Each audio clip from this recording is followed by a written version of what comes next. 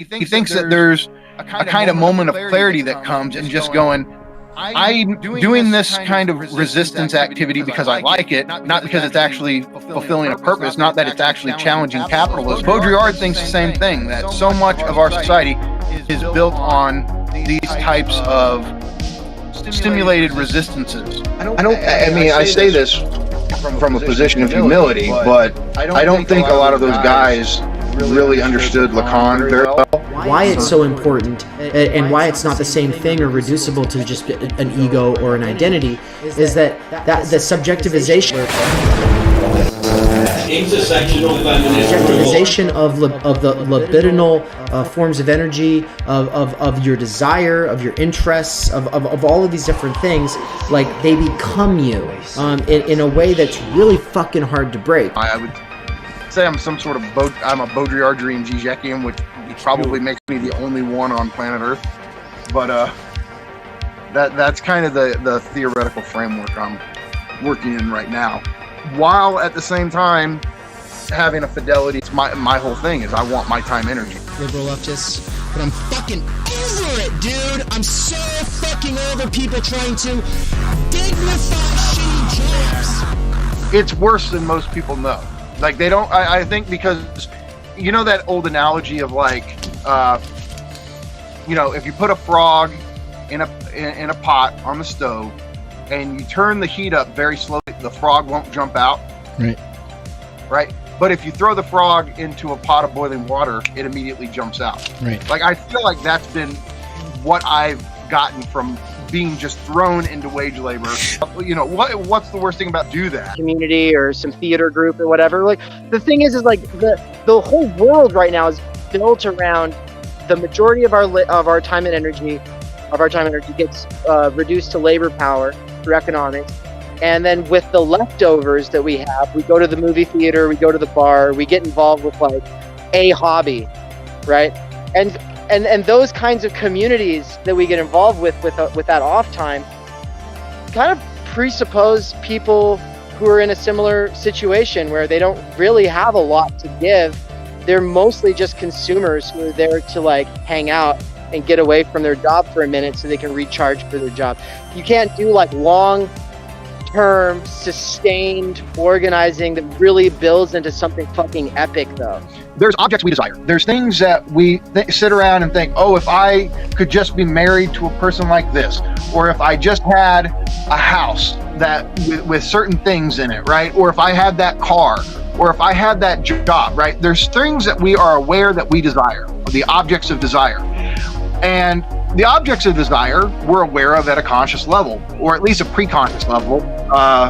There's no surprise. Like, yes, I think about that thing, I desire that thing, I'm pursuing that thing, I want that thing. But the unconscious aspect of desire is objet petit a, which is the cause of desire. It's that which causes you to desire the object of your desire, right? And this is the much more interesting concept for Lacan. Imagine a teenage boy to take a superstar athlete, and he's convinced that, oh, I've just made this choice, this is who I want to be. But growing up, he was constantly bombarded by his father's failed aspirations to become a superstar athlete, and it's the father who structures his ideal ego. The father's valuation, privileging of being an athlete, is the system of values, the gaze, right? Because we can talk about gaze in a little bit, but it's the father that structures the ideal ego, and it's the father in the symbolic capacity. It's his values, right? It's not images that make up the ego ideal. It's basically a set of values, right? And more importantly, it's a gaze that looks at you from the perspective of these values. So the ideal ego is the image of yourself in your idealized form, and the ego ideal is the gaze. What's up, everybody? Am I here? Is it working? Can you see me? Is anyone in the chat? Say hello if you are. What's up, what's up, what's up? I think we're in. I think we're on. Michael, are you there? What's up, folks? Welcome, Key. It's been a while. How you doing? 1's in chat if you're playing video games. 2 in chat. I'm here. Hey, welcome. 2 in chat if you're at work. Whoa. And if 3, elaborate. Michael, how's it going?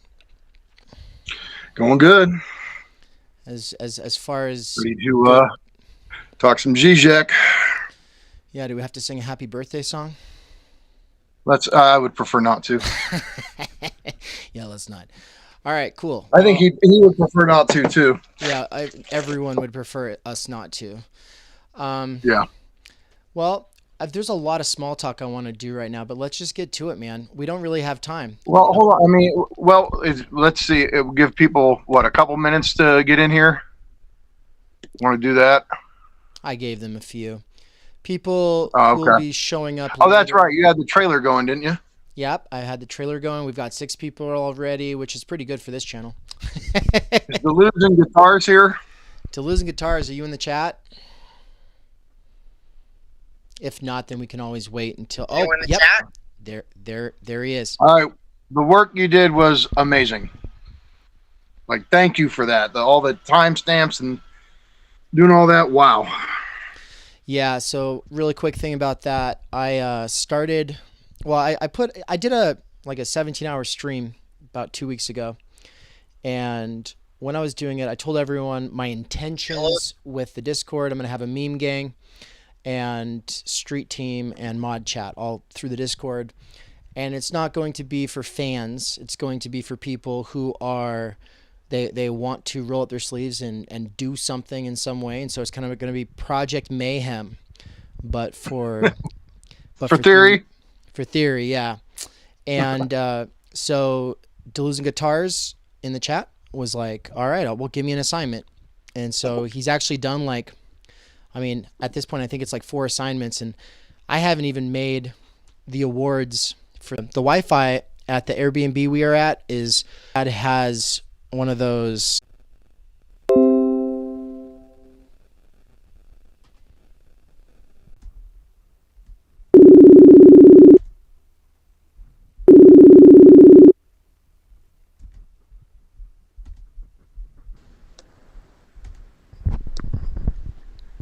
Yeah. Okay, I lost the call. I know. And so I think we might be back, but just give it a sec. Let's wait a sec. 23 minutes. This isn't going to happen, is it? Well, I think the laptop somehow automatically disconnected and went over to the cabin Wi-Fi, which was the main problem we were having. So I think I made it so it won't do that again. And now I think we're actually back. But I'm waiting until we have some people in the chat confirming that. So okay, let me call. I got to call you from the laptop, not from the phone. I'll call you back. All right, you call me. All right, bye. All right. All right, someone said woohoo in chat. Makes me think we're probably back on. Duels and Guitars said that, so we got to be back on, right?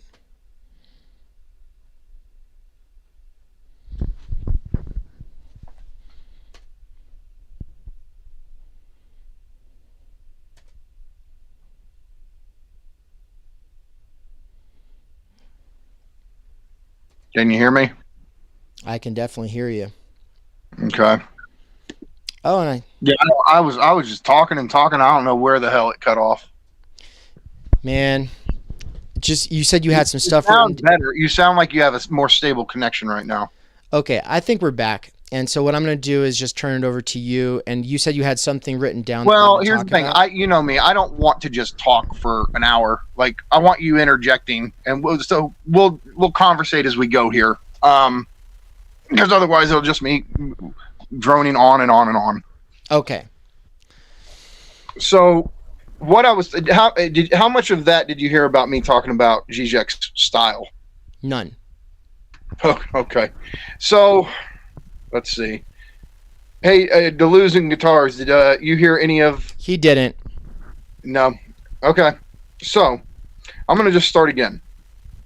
So what I want to say is, I think Žižek is one of the great philosophers, at least of this period, but I think he's going to have a much longer lasting impact than people think.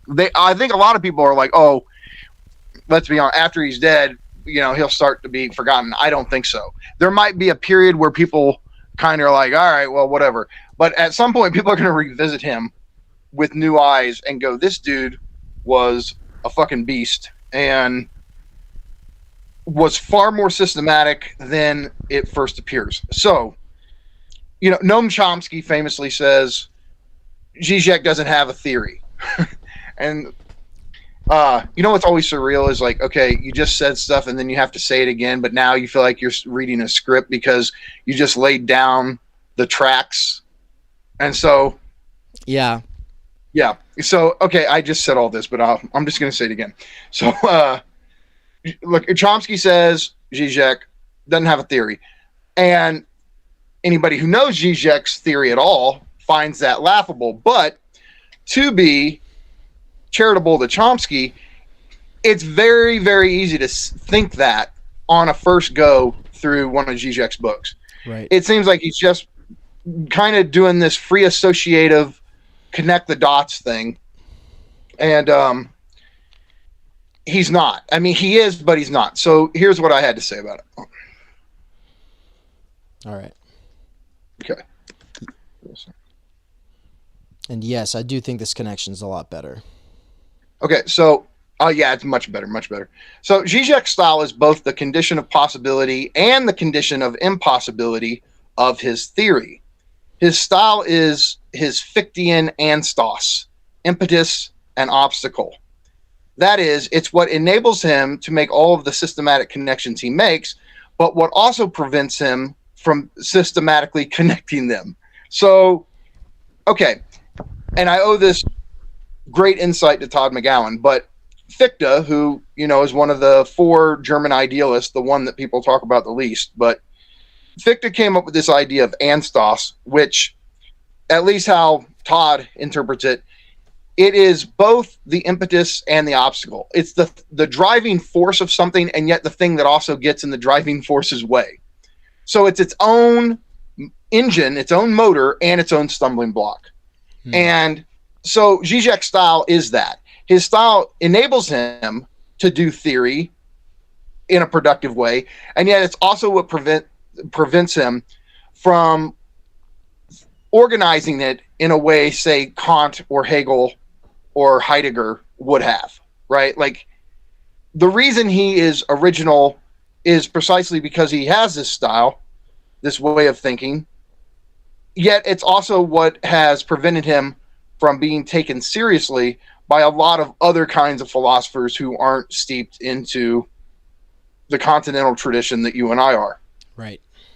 And so the funny thing, Dave, for those of us who know Heidegger, in Heideggerian terms, Žižek's style is what paradoxically makes his philosophical capability simultaneously ready to hand and unready to hand. It's both at the same time. Žižek has a philosophical ontological system, but one that he cannot have developed in a systematic way. Like it requires his system requires his unsystematic approach, and that's what's bizarre about it. And again, this is why so many. Is that kind of your argument? Is that what you're gonna? Is that the theme here?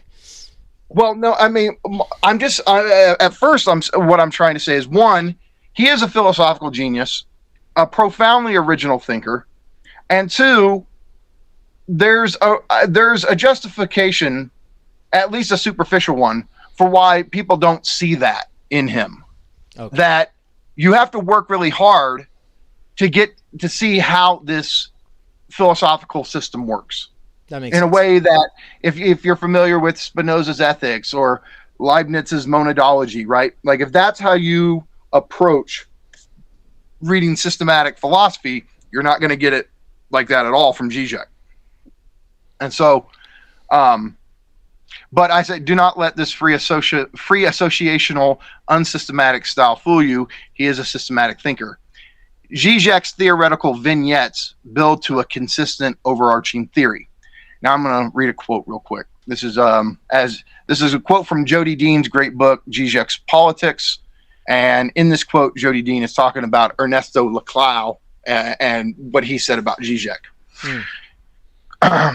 Jody Dean says, Žižek is not an analytically formal or traditional political philosopher. What Ernesto Laclau says of Žižek's early tour de force, the sublime object of ideology, also applies to Žižek's work more generally. Rather than a systematic structure in which an argument is developed according to a predetermined plan, Žižek provides a series of theoretical interventions which shed mutual light on each other, not in terms of the progression of the argument, but in terms of what we could call the reiteration of the latter in different discursive contexts. Žižek might begin an article or book chapter with a question or observation, something along the lines of, have you ever noticed the difference between French, German, and British toilets? He will offer an explanation for the difference, and then he might suggest a second explanation that is diametrically opposed to the first. He will likely conclude by observing how the first and second explanations are two sides of the same coin. This is the dialectical approach. And how these two seemingly opposed interpretations, we in fact encounter a certain unity, which we encounter a certain unity in these two opposed interpretations. Saying the opposite can be just another way of saying the same thing if we push the idea far enough. So I think Jody Dean and Ernesto Laclau do a great job of framing Žižek's style. And so here's the point, right? So, I wrote a line-by-line commentary of the first chapter of Sublime Object of Ideology on my blog. And what I tried to do there, to the best of my ability, is show the underlying overarching argument throughout that whole chapter. It took a lot of work to try to show the overarching argument. And so I think, here's what's strange. He can be read two ways, where one, you try to connect all of the sections into one overarching argument, or you read them as kind of philosophical vignettes or little standalones. Here's the point. The reason you can turn these into one overarching argument is because they all exist in a systematic connection. So all of these Lacanian Hegelian concepts, he's always refining how they all connect to each other. And so if you learn the system, you can see what he's doing in each of the sections of the book, and you can understand the background theory or the background context that gives them an overarching argument.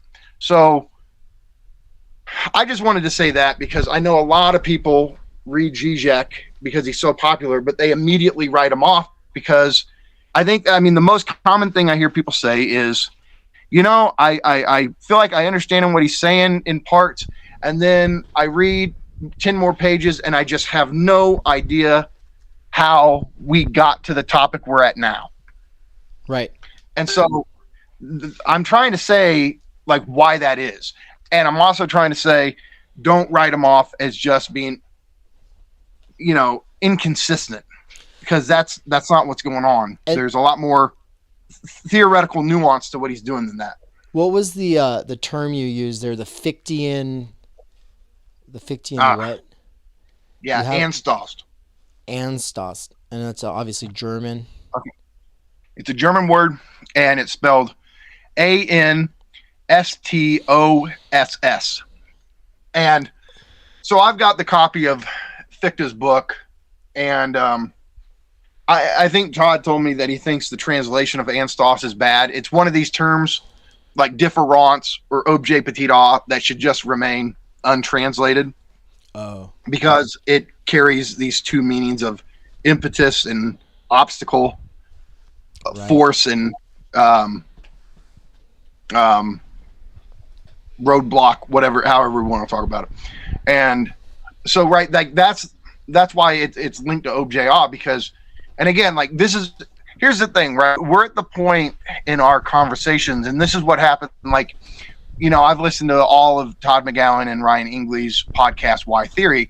And here's the thing, you and I have this ongoing conversation, and it's to the point where I'm sitting here going, I just can't define objet a again. I can't go into this whole thing. There has to be some, and that's what's hard about this, right? Because I would love for new people who haven't watched any of the other ones to be able to follow this. But every episode of or every installment of you and me talking, Lacan and Žižek and all this, I just can't redefine everything if we're going to do anything new. You know what I mean? Right. But real simply, which again, if you guys have listened to the other conversations, this will make sense. Objet petit a is both impetus of desire and obstacle of desire. And which is to say, it causes desire, it gets desire up and running, it motivates desire to desire, but at the same time, it's the very thing that blocks desire from ever getting satisfied, right? It blocks desire because it's an unattainable object. It's not a thing, right? It's a positivized void, right? And again, if you've listened to the other episodes, you'll follow this, but right. That's the thing, right? So it causes desire, gets desire up and running, but it's also what prevents desire from ever actually fulfilling itself and being satisfied. So it's an anstos in the Fichtean sense. And so then, before we really get into the heart of the lecture, the only other thing I want to briefly touch on is, and I got another great quote from Jodi Dean. I was looking through her book, and it's really, really good. And so Žižek is the philosopher of pop culture in a lot of ways. Now, and I mean, it's funny, it's easy to contrast him to Adorno, who, is known for his hatred of the culture industry and everything. But Žižek, it's not merely that, I'm going to explain difficult concepts in relation to pop culture examples, so people have a more, it's easier for them to comprehend what I'm saying. There's something else going on. So Jodi Dean explains it like this. For They Know Not What They Do, Žižek says that at the center of the theoretical space of that book and its predecessor, The Sublime Object of Ideology, is of course the author's, and as the author hopes, also the reader's, enjoyment in popular culture. At the center of his thinking, then, is enjoyment, or jouissance, his and others. Enjoyment, for Žižek, is a term of art, a technical Lacanian concept that denotes an intense, excessive pleasure and pain. Enjoyment, by its very nature, is excessive, something that can lure us into a kind of idiotic stupor or ecstatic state. Moreover, as I hope to make clear in this book, our relationship to enjoyment is never easy, never innocent. Enjoyment can be that extra kick on behalf of which we do our duty. Sorry about that extra $20 I tacked onto your ticket, ma'am, but, well, it's the law. Or, these comments I wrote on your paper may seem cruel, but, well, it's really your own good. Really for your own good. So when Žižek says that his enjoyment of popular culture and ours is at the center of these books, he is not simply referring to the pleasures of Hollywood films. Rather, he is calling our attention to the way that we all, in contemporary consumer-driven entertainment society, enjoy popular culture, and the way this enjoyment binds us into the ideological formation that supports global capital. So that's why there's a philosophy behind him using so much pop culture. He's trying to say the jouissance, or the enjoyment we get from pop culture, is what unconsciously gets us to willingly help reproduce the capitalist system, because God forbid we lose our preferred forms of entertainment. And I see this as like a big overlap between the two of you, because you're a pop culture enjoyer to the extreme. That's why I feel like you wrote it to me. Right. I mean, my God. So for my birthday, I went and bought a couple movies, and they're just some of the shittiest 80s movies. Like, I part of my enjoyment is tapped into watching just the cheesiest, raunchiest, most obscene films from that era. Part of it is because so many of them I didn't get to watch, but I saw the covers of them in my local mom and pop video store. You know, I've told you many times about it. Was called Video Biz. And so I have such an enjoyment in spending my hard-earned money on trash films. Like, it's pure jouissance, right? And they're movies I'll probably watch once, maybe twice. And so there's no real utility in me having them. But at the end of the day, it's a form of enjoyment I have that I kind of need to be able to do this once in a while to function.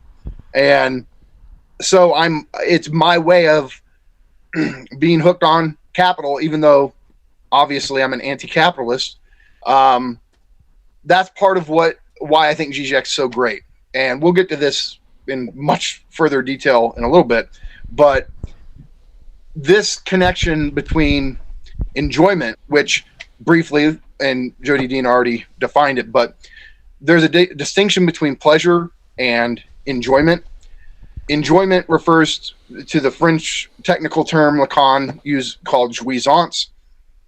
And so the distinction is between pleasure on the one hand and enjoyment / jouissance on the other. Anytime you hear me talk about enjoyment, I am not talking about pleasure. They are not synonymous. They are diametrically opposed. Pleasure has to do with the moments of when we release built up excitation from our bodies. We're in a state of comfort, rational equilibrium, calm, cool, collected, lack of excitation. Jouissance is a buildup in the body of excitation to the point that it's actually uncomfortable, problematic, troubling, etc. And so pleasure is the lack of excitation in the body. Jouissance is excessive excitation in the body to the point of it being painful. So it's pleasure and pain is the basic way jouissance is often defined. But and you know this, the problem with talking about pleasure and pain is for us in the English speaking world, it makes us think of like BDSM activities or something. And that is not it. So a basic example is like people get jouissance from all kinds of things in day-to-day life. Yes. And one of them is just driving in rush hour traffic. Now, there are people who are truly put out by it. And if they can't avoid rush hour traffic, they really do so. It's just unpleasurable for them. It's not jouissance and it's not pleasure. It's displeasure, which is a third thing, right? So there's really pleasure, jouissance, displeasure. And so some people don't want to drive in rush hour traffic at all. And if they don't have to, they don't. But then there's other people, I don't think anybody finds pleasure in it, but there are people who get jouissance from it. Like they love screaming at people and flipping them off and banging on the steering wheel and screaming real loud, getting all worked up, right? And if you took this away from them, it would subtract from the enjoyment of their day-to-day life. Like they need their little jolt of jouissance on the way home, and it's part of their daily ritual. And so even though they would consciously tell you, no, I don't like driving in rush hour traffic, bullshit, they love it. And they because here's the thing, right? There are the people that could take alternate routes home. They wouldn't have to take the highway, and yet they still take the highway. Why? Because they really are getting off on this activity that they claim to not like. And so, but it really, the distinction and jouissance, there's a Lacanian named Dorian Leader who just wrote a book called Jouissance, Sexuality, Suffering, and Satisfaction. And he shows how incredibly complex the concept of jouissance is, but it's also, I read the book, and at the end of it, I'm like, damn, this guy put some major scholarly work into this. But I still just walked away going, yeah, but there's still this basic distinction, despite all of these complicated and complicating analyses of the concept. It's pleasure is lack of excitation. Jouissance is excitation that is pleasurable, but to the point of pain. or discomfort. And so I think the concept still holds, but I do got to give him credit because he wrote a really important book. Like it's a great book to go back to because it's just going to constantly clarify or challenge you in how you use the concept of jouissance. So, like, I mean, he did us all a favor by writing the book. Right. And Deleuze and Guitars in the chat quoted you saying gripped by jouissance, and he says that's his mantra these days. And I'd just like to say that, or his mantra, I'd just like to say that that's been, I feel like you probably talked about this concept a lot before it started to click for me and before I actually started to see things through it. And quick meta commentary aside about our conversations, I think that's because, you know, if you come through the analytic approach to philosophy, or if you are in a culture that's influenced by that, and you are, then it's normal for us to think, oh, I'm a critical thinker, so what I'm supposed to do is dissect this piece by piece and see if it makes sense immediately or whatever. And it's taken me a long time to kind of to realize it's not going to work to do that with theory stuff, because the point is a theorist is developing a set of fundamental concepts that reframes everything else, and that those are interrelated, and that you can't just get one at a time. They all kind of, it's like when Heidegger talks in chapter 1 of Being in Time about he's like, I'm going to be talking about being in the world. It's going to take the next 4 chapters to do it or whatever. It's like he's like, we're going to focus a chapter on each section of that, and then we're going to have to talk about those things all together. Being, then in, then the world. We'll have to talk about all the different ways that these are used, and then all the ways that these relate. And then he's like, but the thing is, you won't be able to have it until you've done all of that, and then you basically have to do it again. Because every one of his distinctions or developments, he doesn't even like the word concept, but you know, is reliant on the other ones. And so anyway, the jouissance thing, when you put it into place alongside pleasure and displeasure or suffering, for me, I think that was like the real key. And then the other part is just, instead of just being like, does that make sense? Just be like, okay, try to think about it. Go live life and keep thinking about it. And so as you live life and you start thinking about it, you start to see jouissance everywhere, and you never saw it before. And you're like, wait a minute, exactly. I'm in the grip of this thing. Okay, let me give you an example, right? I mean, because look, and I mean, I'm sure listeners would go, those two really go to Heidegger a lot. Well, there's no way to not, for you and I, if we're having a conversation, not to go to Heidegger. And so I this dawned on me this week. And so this is another way to think about jouissance, right? Here's what Heidegger, as a phenomenologist, didn't see in Being in Time. This great distinction he has between ready to hand and unready to hand. Why don't you explain that for listeners? Well, just for so, you know, he's talking about the different modes that something can have meaning for us, and that the pen as an object can obviously be a pen of analysis that you sit here and you pick it apart and try to understand how it works, and then that would be kind of in the register of like science, right? And he calls that the present in hand. Readiness to hand is prior to that in our experience, because he doesn't talk about growing up as going from infancy to being an adult, but obviously in your daily dealings with things, you learn how to use them before you understand them in like that analytic way. And so that sense of a thing as a useful thing is the ready to hand. It's handy, as who's the pragmatist? Dewey, who talks about that. So, you know, he would say it's handy. But yeah, something is useful, it's handy. Okay, so. And the key point, right, is that when you're using something effectively, it withdraws. You don't even notice it. If you're using a hammer and everything is functioning smoothly, the hammer, in a weird phenomenological sense, just is an extension of your arm. It's like part of you. You don't see a difference. You're just engaged in the act of hammering. And yet there's the other mode, which is unready to hand. So what happens when we kick from ready to hand to unready to hand? Oh, there's a breakdown in whatever you're trying to do, right? And so I use the example in my book of riding a bicycle to work. The bicycle breaks down. That Wheel goes flat. Yeah, the chain falls off. Instantly, you're thrown out of everything you were immersed in, and you've got a problem posed on you. It's been, a breakdown has been forced. Deleuze in Guitar says, gripped by jouissance reminds me of thrownness, except for situations I unconsciously don't realize I need to be thrown in. I'm probably misusing the term, but I'm listening and learning Lacanian. So, finish your thought, and then we'll talk about that. That's interesting. Oh, I mean, yeah. So when something becomes unready to hand, like for instance, the hammer is missing.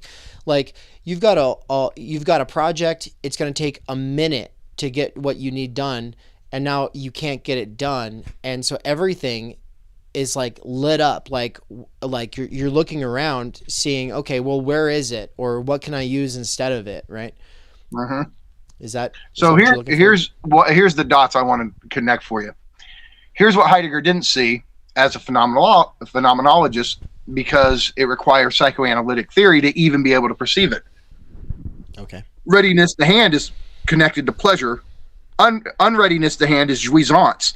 And Heidegger wouldn't see. He would say, oh, human beings just want to keep things going. They want things to be ready to hand. What he wouldn't understand is, no, there are forms of unreadiness to hand that are actual forms of jouissance that we are going to perpetuate. We are going to repeat forms of unreadiness to hand precisely because we enjoy them. And that's where the psychoanalytic framework can make phenomena jump out to you that you wouldn't see otherwise. Okay, I see what you're saying, and I'm instantly connecting that to a bunch of, I'm thinking through my life. One example is a lot of dads. I'm not just talking about my dad. This is a common thing. A lot of dads are like, my tool went missing, but it's always like the kids did it. And I've seen firsthand when it's not the kids doing it, like they are putting things where they don't go. And it's like, you're not so orderly yourself. Mm-hmm. Yeah. All right. Remember, death drive is our actual forms of enjoyment. The ways in which we give ourselves too much trouble, or the ways that we self-sabotage that we actually get off on, right? And that's where you start to see, well, basically what he's saying is we get off on certain forms of unreadiness to hand, making things an obstacle, things going missing, things being not function smoothly. Getting in our own way is a way you talk about it as well. Getting in our own way, right? Right. So that's the dot. Like, and I'm probably going to write something on this because I'd love to flesh out this connection between Heidegger and Lacan and Žižek. But that's as somebody as studied in Heidegger as you are, it helps to think, oh, wait, like Heidegger would think unreadiness to hand is just like, oh, something went wrong. We want to patch it up and get it up and running as smoothly as we can. Not necessarily. And to be able to see how we enjoy unreadiness to hand is really important, I think.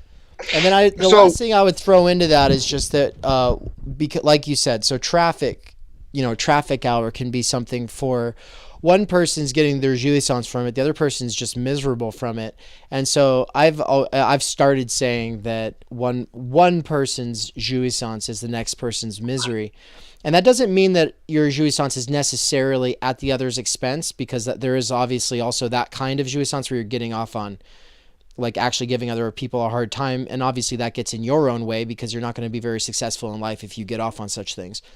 But yeah, no, it happens a lot where you might have a friend who's always stressing about something, but it seems to you like a pretty easy thing to get past. Like they pretty much just, but then once you kind of get this concept, you go, oh, okay. Everyone I know gets stressed out about certain things all the time. And these are things that they could just, there's ways around it, but being a person's friend at the end of the day means being like, all right, well, I love you. And the fact is you just love rush hour. You like traffic. But honestly,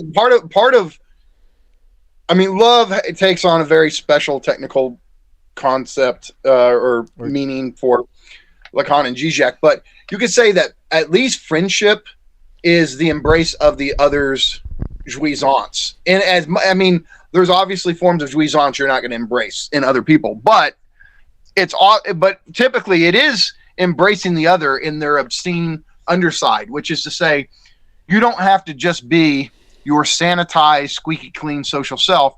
You can show me some of your dirty secrets, and I'll embrace them, and I'm okay with it, right? And then you exchange yours for theirs, and they see your jouissance, you see their jouissance. Oftentimes, you see theirs better than they see it, and they see yours better than you see it. That's how it works because it's largely unconscious. So yeah, what I'll add to this is people can go, well, who gives a shit if we enjoy unreadiness to hand or breakdown or obstacles? Well, here's the whole point, right? Let's take a very specific example. Activism. Building leftist spaces. There are people who truly approach those from the position of pleasure, which is to say, we need to make very practical, strong connections and be able to affect things on a local level and even more so on a national level, and then you want global level, right? The problem is there are people who enjoy the dysfunctionality enjoy bringing dysfunctionality into those spaces, and that's the death drive element certain people bring to activism and why it's so hard to really successfully organize. And why? Because honestly, for us to truly get to live different lives, which means open up different libidinal possibilities for us, it would require new politics. And so that's why there's so much libidinal fighting and dysfunctionality in political spaces. And so especially leftist spaces, because leftists are the ones who actually want to change shit, right, opposed to keep things the same. So that's where, enjoying dysfunctionality, enjoying unreadiness to hand is a major problem. Got it. So okay, well, that's kind of the warm-up. Let's get into it. So anything you want to say before we dive in? So basically, you're the real subject. I mean, because the thumbnail says why Žižek is a genius or whatever. But what we're going to be getting into here is Žižek's theory of ideology, and there's ways that people talk about it, and I've heard it 1,000 times before, and I don't know how long we have to actually spend on it, but it's like let's get into let's get into the theory side of this. Let's get past the as one says or what one says about Žižek and get into it. So, I mean, okay, what are the key concepts? What's innovative here? What's he doing different? How does this transformed how you see things? Let's dive in. Okay, so as I just want to give listeners a little bit of context here about sublime objective ideology. So, of course, this book, published in 1989, it was an instant success, real game changer in theory, and really made him a star in at least philosophical academia of the continental variety. He didn't become a pop culture sensation the way that we know him now, really until probably the Great Recession or Occupy Wall Street. That's when I really started seeing all the clips and him become like the world's philosopher, almost, we want to call him that. But Sublime Objective Ideology is one of the greatest books he's ever written. It's his early masterpiece. And he does lay out his original theory of ideology. There's some complications involved in reading it. One, he only talks about ideology for the first half of the book. And so once you get into the second half of it, you start going, I thought I was supposed to be reading a fucking book about ideology. Where the fuck's the ideology? Right. But this is what makes him difficult to read. because all the later stuff, I mean, in the whole second half of the book, I did a word search. The word ideology doesn't even appear. And I think that the word ideological appears twice. And so in a book called The Sublime Object of Ideology, what the hell is he talking about for half of the book if it's not ideology? Well, he's talking about ideology. He just doesn't use the term. And it took me a long time, and a lot of it has to do with the help of Todd Mcgowan, to be able to understand what's going on in the later part. So with that being said, I just want to say, so the sublime object of ideology could have also been titled the jouissance of ideology or the real of ideology. I think thinking about the book titled in those, the jouissance of ideology, the real of ideology, I think it really helps to emphasize what makes his theory of ideology so important, which is to say, it's a theory of how jouissance is an essential component of ideology. But again, jouissance has to do with the sublime object, which is objet petit a, or das Ding, but that's a whole nother thing. Just think about it as objet petit a. And so jouissance and the sublime object, or objet petit a, what register are they in for Lacan? The real. So that's why the book could have all those three titles and be the same book, but each of those titles help drive home in a different way what is important or original about what he's doing with the theory of ideology. And what would those three titles be again? The sublime. So it's sublime object of ideology, but the two alternates would have been, as far as I'm concerned, the jouissance of ideology and the real of ideology. Oh. And when I say the real of ideology, this becomes really important when we get to the point where we're going to, and that's if we get there tonight, where we contrast Žižek's theory of ideology to that of Althusser's. Because basically what Althusser's theory of ideology leaves out is the register of the real.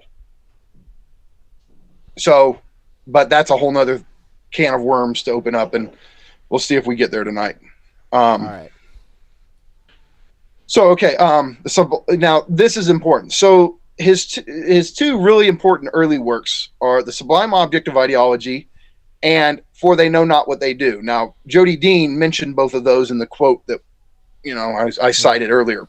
So both of them are really important, but The Sublime Object of Ideology is very Lacanian, whereas For They Know Not What They Do is very Hegelian, which means that even as he's writing his first couple of books, he's paving the way for what is his masterpiece, Less Than Nothing. Less Than Nothing is the closest he's ever going to come to systematically articulating his philosophy.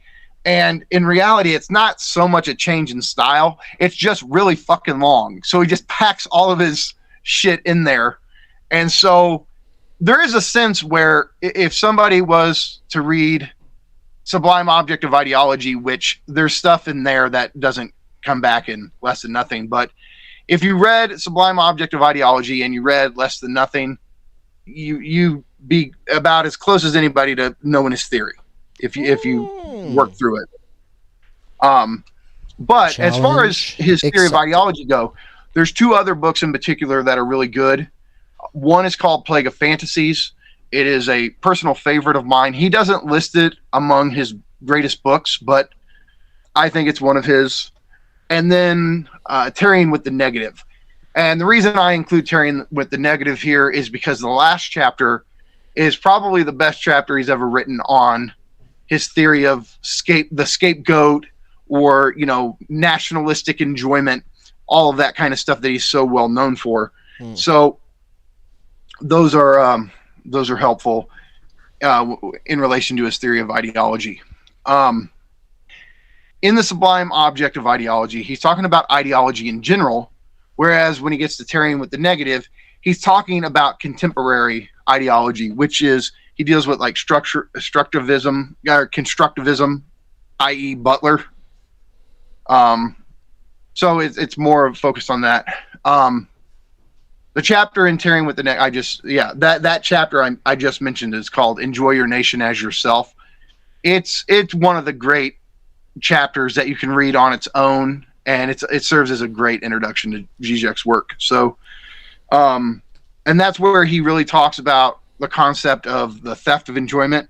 We got to be clear, that is not Lacan's concept. It's Žižek's. Žižek is weird about, he acts like everything he says or anything he does that's original, somehow he can't take credit for it. So it all blurs together. Like, you think, oh, maybe the theft of enjoyment is Lacan's. Well, it's not. It's Žižek's. But he's not good at claiming his own concepts in the way that other philosophers are. And then I just want to say, if you want to do more reading on his theory of ideology, the Metastases of Enjoyment is his most sustained discussion of the obscene underside of ideology, law, symbolic order, etc. Which is to say, it's the greatest analysis of the superego in his work. And the chapter's called Superego by Default. Now, again, none of this really makes much sense yet because we haven't gotten to these concepts. But again, if you retroactively come back to this after the lecture, it'll make a lot more sense. Everybody who's listening to this is planning on coming back to it later, or they're a loser. Yeah, so a lot of them. It's gonna happen. It's funny. Like, it's almost like you like Fight Club. You like, to get anything out of it, you got to go back to it at least once. Okay. All right. All the preface shit's out of the way. Let's dive in to Žižek's theory. So I think the best way to start off getting an idea of his theory of ideology is to understand the threefold structure of law. Like, what is the law for Žižek? Well, understanding this unlocks so much. So, okay, to understand how the law is structured for Žižek, we got to talk about the imaginary, symbolic, and the real. Now, we did a whole stream on that. I'm not going to spend a lot of time on it, but just a brief refresher. So 2 hours later. Like, you can cut me off after 5 minutes, I swear. I don't even want to go 5 minutes. But basically, look, for Lacan, and again, this isn't the most accurate way of saying it, but it helps to put it like this. For Lacan, there's three registers, domains, areas, or orders that make up the human condition or the human situation, right? Like, or I want to say human experience, but that's misleading. Or even the psyche, but that's misleading. So the point of the matter is there's three areas, three orders that make up, I'm just going to call it the human condition for now. And so here's what we've got. The imaginary order has to do with what we see. It has to do with perceptual and phantasmatic images, right? So when you hear imaginary, don't hear make-believe. I mean, it can be that, and it's part of it. And it often, I mean, it does involve distortions that are imaginary. But the key thing to hear when you hear imaginary is hear images. Right. Now, for us, when we think of images, we think paintings or television images or photos in magazines, if those still exist. But you got to broaden the concept out here.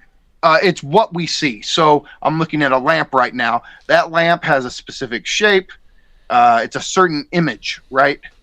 So both perceptions and imaginings, or the images in our imaginations, right? All of this counts as the imaginary because it's comprised of images, whether they be perceptual or whether they be phantasmatic.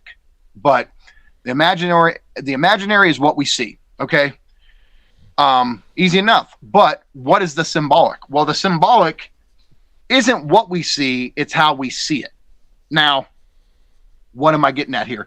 So I see the lamp, I see its perceptual features, but then I say, oh, I think that's a pretty lamp, or I bet I could get a lot of money for that, right? Like, you start to think it in terms of valuative criteria, right? You start to think about the lamp in its relation to other objects, right? Like, I have a lamp. This is almost readiness to hand, right? I have a lamp in order to see, so I can write and read a book and blah, blah, blah, blah, blah. So the symbolic has to do with the rules, concepts, regulations, criteria, values, etc. of society, right? So it's what is, again, it's, you know, we always talk about perception as theory laden. Well, the symbolic order is the theory. It's what makes us see things the way we see them, how we judge them, how we value them, right? And not what we see. So imaginary order is what we see, what we perceive. Symbolic order is how we see it, how we judge it, how we value it, how we organize it cognitively, how we conceptualize it, etc.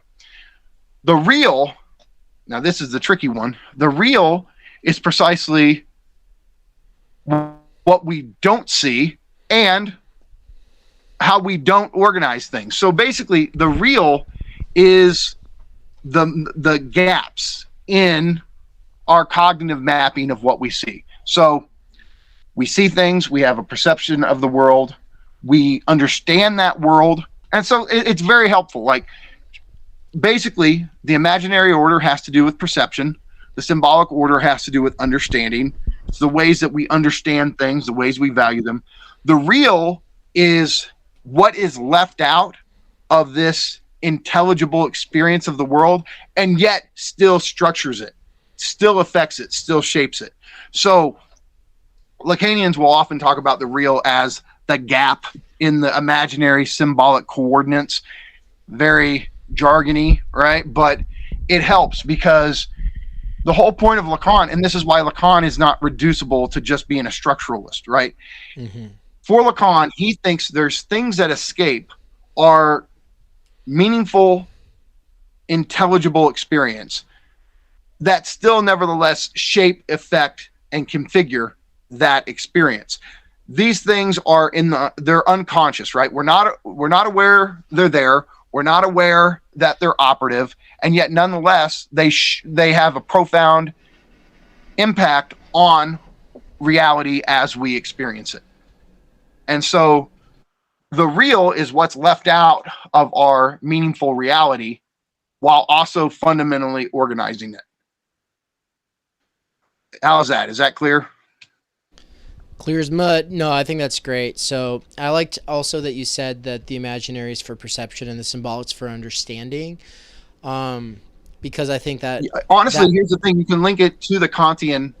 You can link it to Kant's triad too.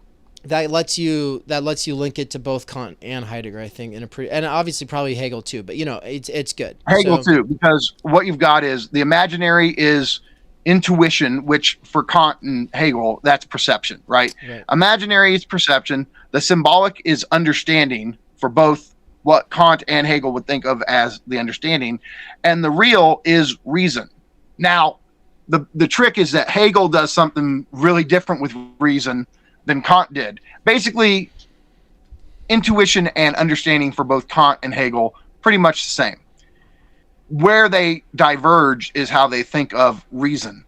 And basically Kant thinks like reason, it gets us into all these deadlocks and all these formal entanglements and these contradictions. And so reason runs amok. But that's precisely what Hegel affirms about it. And he takes it and is like, no, that's what makes it good, not bad. Right. And okay, that sounds kind of naive in how I stated it, but the point is, and I don't want to go into that whole thing with Hegel and Kant. I'm just saying that it helps to link these three orders to, especially how Hegel thinks about them. Even Kant's helpful too, but it helps connect the dots of like what Lacan means by these three orders. Gotcha. You just have to remember, by imaginary, it's both perception and imaginations. And when I say imaginations, I mean, okay, I'm looking at a stack of books here on my table. That's a perception. Now I can use my imagination to project a little leprechaun and see the little leprechaun dancing on top of Mark Fisher's capitalist realism, right? So now I can see it. The book, Right, exactly. So that's the thing. Like, there's two different types of images that make up the imaginary: perceptual and phantasmatic, but they're both part of the imaginary. Cool. Well, you did it in 5 minutes. Perfect. Okay. Good job. So, okay. All right. So now the question is, what is the law for Žižek, and why is it a threefold structure? So here's what we've got. For Žižek, there are the explicit rules that are society's official values, standards, practices, prohibitions, etc. There are the official rules that society imposes. Now, these are like the official mandates of the symbolic order, right? Okay.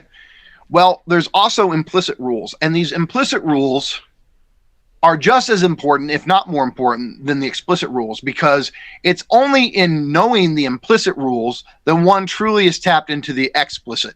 Because the whole point is, you're not really a member of a community if you just strictly follow the explicit official rules. To truly be a member of a community, you got to know how to bend those rules in the appropriate ways. Right. So that's what the implicit rules are. The little like amendments to the official rules, like, okay, yes, we say that's official, but here's the way around that one.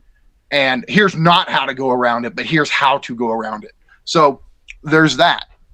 But then, and this is Žižek's really great point here, there's a third element, which he calls the superegoic obscene supplement. Now, this honestly, I think, is Žižek's one of his greatest original insights ever, which is to say, look, there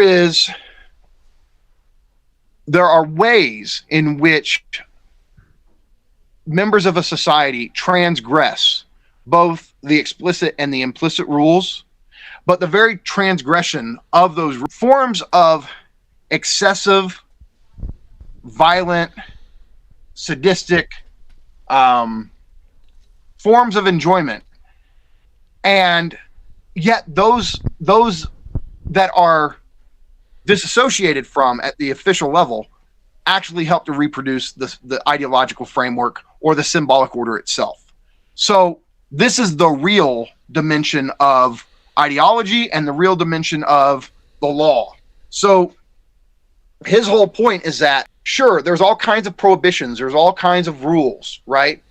But what actually is the glue that holds that community together are the ways in which they sin, so to speak. But here's the trick, right? There are actual ways that you can break the rules and you can transgress that truly are a threat to the social order. The trick is to see the ones that are transgressive but actually aid in the reproduction of that society. The ways in which certain forms of enjoyment actually aid in the reproduction of power dynamics, class antagonism, etc. Right? And so it seems like we do this whole thing, like our default setting is to link transgression to emancipation. Like, if I'm transgressing the rules, I'm therefore free. No, you're not. In fact, you're more enshackled in your transgression than you are in just mindlessly following the explicit rules of society. Because, and this is the trick of inherent transgression, when you are doing something that is officially opposed by a society, it really convinces you that you are acting in your freedom, that you are free, right? That's the big trick we play on ourselves, is to go, oh yeah, look at me, I get to go and I smoke weed at the rock concert, and I'm a rebel. I'm transgress. I'm not somebody who's just, a goody two shoes who just does what society tells me. I'm free. No, you're not. That form of inherent enjoyment propped up. Now, okay, maybe in the 70s there was a point where that kind of like the rock psychedelic culture, it posed a threat. But the point is, society quickly integrated that into itself, and through taking rock subculture back then and integrating it, it allows it to maintain its appearance of transgression, rebellion, and therefore emancipation, when in fact it does nothing but help reproduce the capitalist system, right? And so that's why Žižek is so big on opposing the politics of resistance, because what the politics of resistance does is like, oh, you know, the true political act is just to keep resisting. Well, the whole point is, no, actually, first off, these forms of resistance don't honestly threaten the capitalist system. On the contrary, they help reproduce it, because they serve as the illusion of a space of freedom, of opposition, of challenge, where there's no meaningful challenge taking place. And so that's why Žižek, I mean, part of his Bartleby politics, the way he uses I would prefer not to, it simply means like, though I would prefer not to is I would prefer a pure negation instead of resistance, because what resistance remains latched on or hooked on is opposing power. Well, the whole point is, if your enjoyment, if your jouissance has its source in how you oppose power, you never want to get rid of power. So the I would prefer not to is, I would prefer to not even have, to answer the question, it's sanctioned in transgression, but it's never officially sanctioned. It's what society turns a blind eye to in order to help reproduce itself, is the way he thinks of it. And so I would this count? Okay. Ever since the 60s, there's been this dynamic in play where people who, they'll talk about how they had a phase of activism or being a radical or being a rebel, and now they're probably just, suburbanite, middle class American, but they're usually liberals, and their way of talking about, whether it be Antifa or Black Lives Matter, whether it be, rioting or stopping people, stopping traffic on the highway or whatever, that they'll talk about it like kind of like with a wink and a nod, like it's like the rite of passage for these kids to be naive and idealistic, and that they're giving the institutions a hard time, and that's ultimately good because the institutions can handle it, and actually it will help bring those kids into the Democratic Party eventually. So exactly, it's a way to reproduce society. Yeah. Okay. Cool. Not threaten it, not overturn it, not negate it, not revolutionize. It's a form of, like you said, it's a kind of built-in, intrinsic form of transgression, which means it's transgression in quotes. And obviously, some of it can be transgressive as far as like official mandates of the society go, but it's not transgressive in the sense of actually involving meaningful emancipation from that society. The implicit. So you're saying that, okay, so the law is threefold.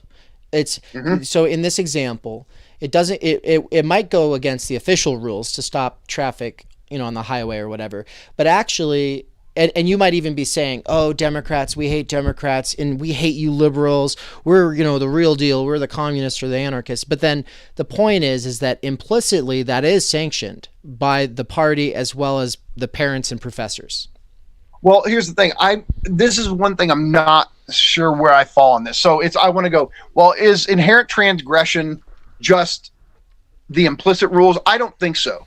Because implicit, like bending the rules, is more of a way of still operating in accordance with the rules, but you operate even better because you get to maintain a certain distance from them. That nonetheless doesn't actually threaten their operation.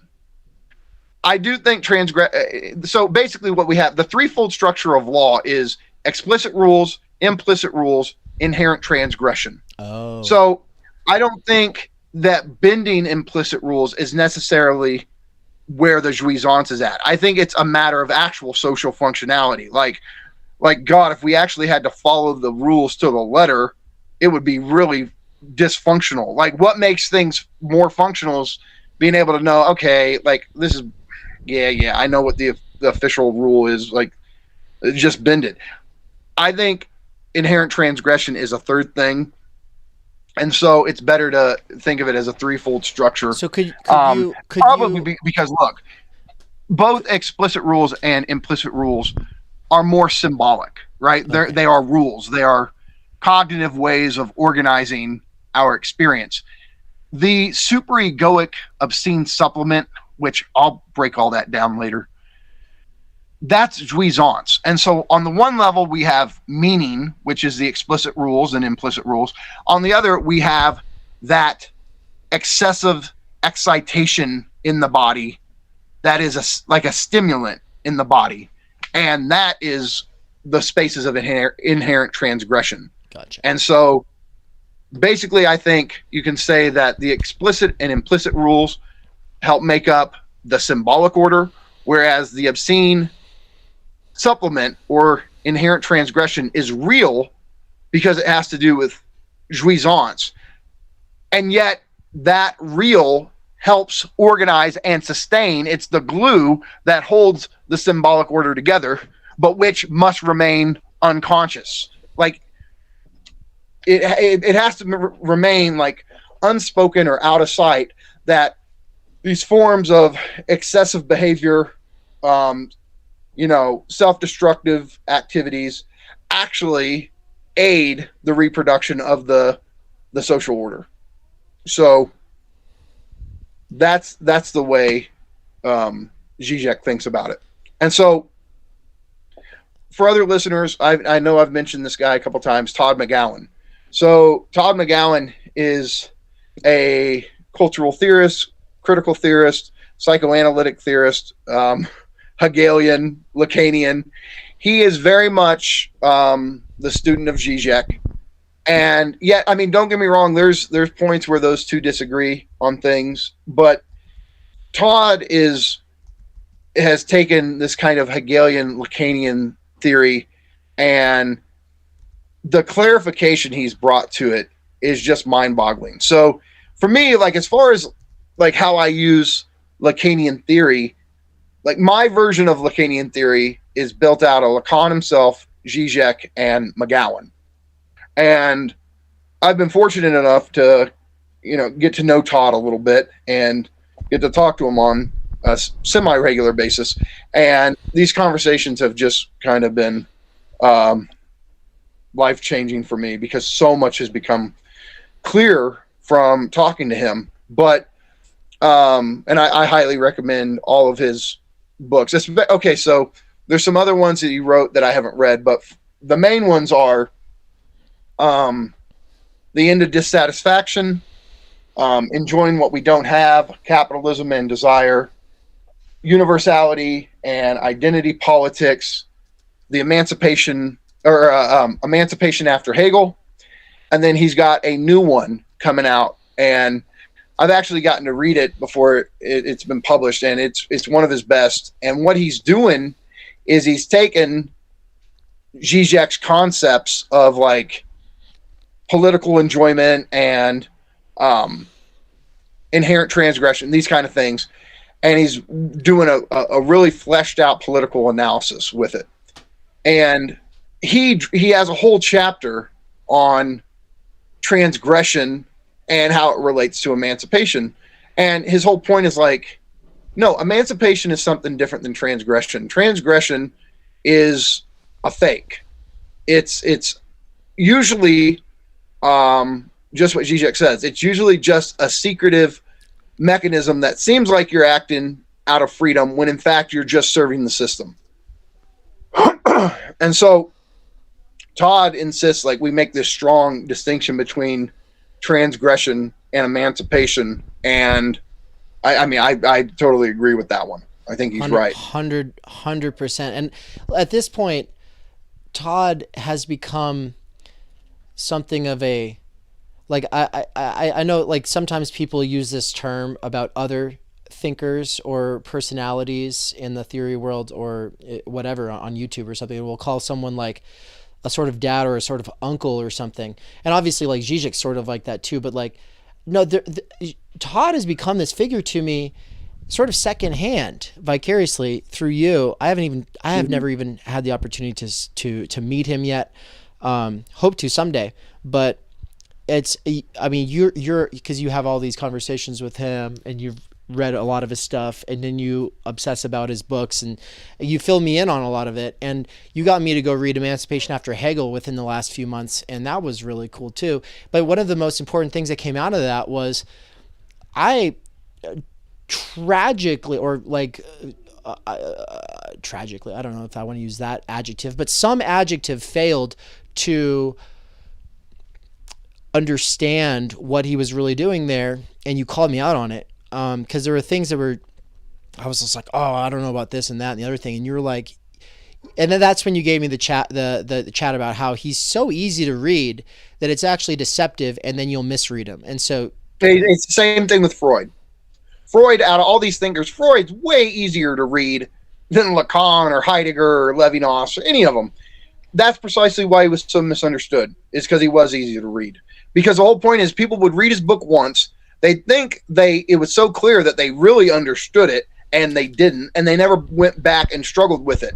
Like, that's part of what makes, like, okay, Heidegger, struggling to understand what he says is built into it. Like, if you're going to understand it, you're going to struggle.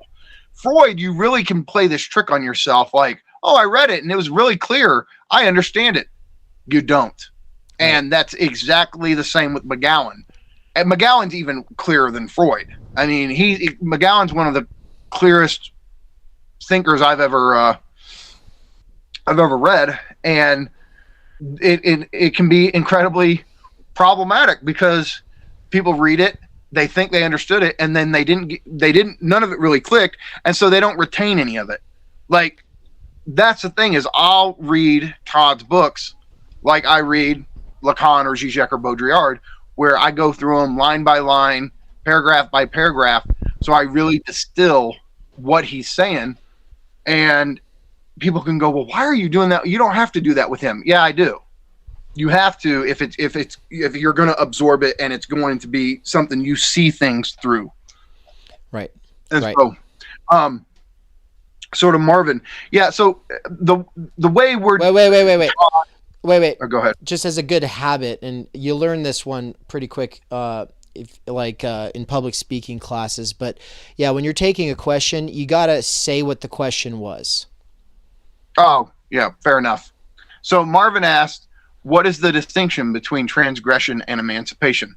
So the way that Todd does it, or the way Žižek would do it, and I mean, I'll say the same thing, which is to say, okay, transgression has to do with those activities that appear to violate the social order, but actually help to maintain it, keep it going, continue it, because it gives human beings the feeling of freedom, that I am not just doing what society says. I am an individual. I also do what I say. And so if you give people these spaces where they can wild out or go crazy or let loose or whatever, it makes them feel like, see, I'm in my own space. I'm doing my own thing.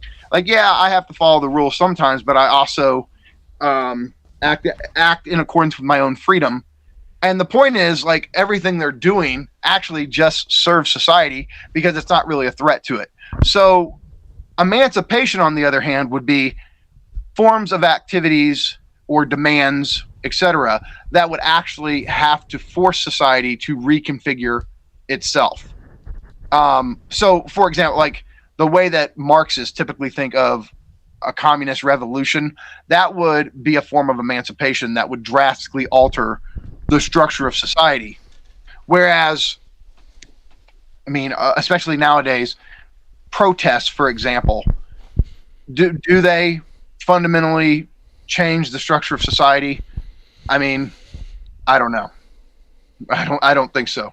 So the question is, then it becomes, all right, if the system has ways. Now, I think protests were really effective in the 60s, right? They had a much bigger power, but so did like psychedelic rock culture. What capitalism is really, really good at, maybe the best system ever, is taking things that are initially threats to it and then configuring them in such a way as to maintain their appearance as a threat while also not remaining a threat. Yeah, I say And- domesticating or Domesticating them. we also exactly. talk about co-opting or recuperating or institutionalizing. Those are like, we can institutionalize protest by putting through a bunch of rules in city ordinances that make it so you have to go through a bunch of hoops before you can even get to the protest. And basically, I'm just using one example that comes to mind. And then by the time you get the protest going, the whole thing's got the okay from the city. You've had to change things about how you go about it. Now you've got a police escort, et cetera, et cetera. Right. So here's the thing. So Marvin asked a follow-up question. So transgression reinforces by being a release valve. I really like that. That's good. But so here's what I didn't say in this lecture that I've said other places. But the release valve thing is really good. So let me put it like this. So here's the thing. To understand the law also, or at least to flesh out what Žižek's doing with it, presupposes the way Lacan thinks about it. And so for Lacan, he thinks that children have to be socialized. He doesn't use that term, but that's what we're basically talking about. So at some point, children have to face up to a fundamental prohibition, a no, right? Which is to say, they realize that they cannot just do whatever they want, whenever they want, however they want. That there are certain mandates, protocols, criteria of behavior that are enforced by the larger social order that one has to live in accordance with if one is going to be a member of that society, right? Okay, so again, socialization. What Lacan adds to it is that what the kid does is make a sacrifice. The kid has to give up something to, quote, the name of the father, which is to say the prohibition, the no. It has to surrender something to the no, which the no is the law. It has to give part of itself. It has to sacrifice something to the law in order to be admitted into the social order. Well, what is the sacrifice? Well, for Lacan, it's jouissance. It's excessive enjoyment. Now, here's the trick. The kid never actually had this perfect form of enjoyment that society came along and interrupted and fucked up. What happens is that the prohibition itself, by saying, hey, there are protocols you have to now follow, it retroactively produces in the kid's mind an unconscious fantasy of some perfect, sublime enjoyment that it once was able to bask in, but then society comes along and it takes it away and it has to sacrifice it. Again, we never had this perfect, sublime enjoyment. It's a retroactive, phantasmatic construction once we come into contact with the law, right? So what happens is that because of the prohibition, because of the no, and because the child accepts it and consents, what it sacrifices is a nothing. It feels like it's given up some essential part of itself, something in it, some missing piece that made it whole and defined it as a singular reality.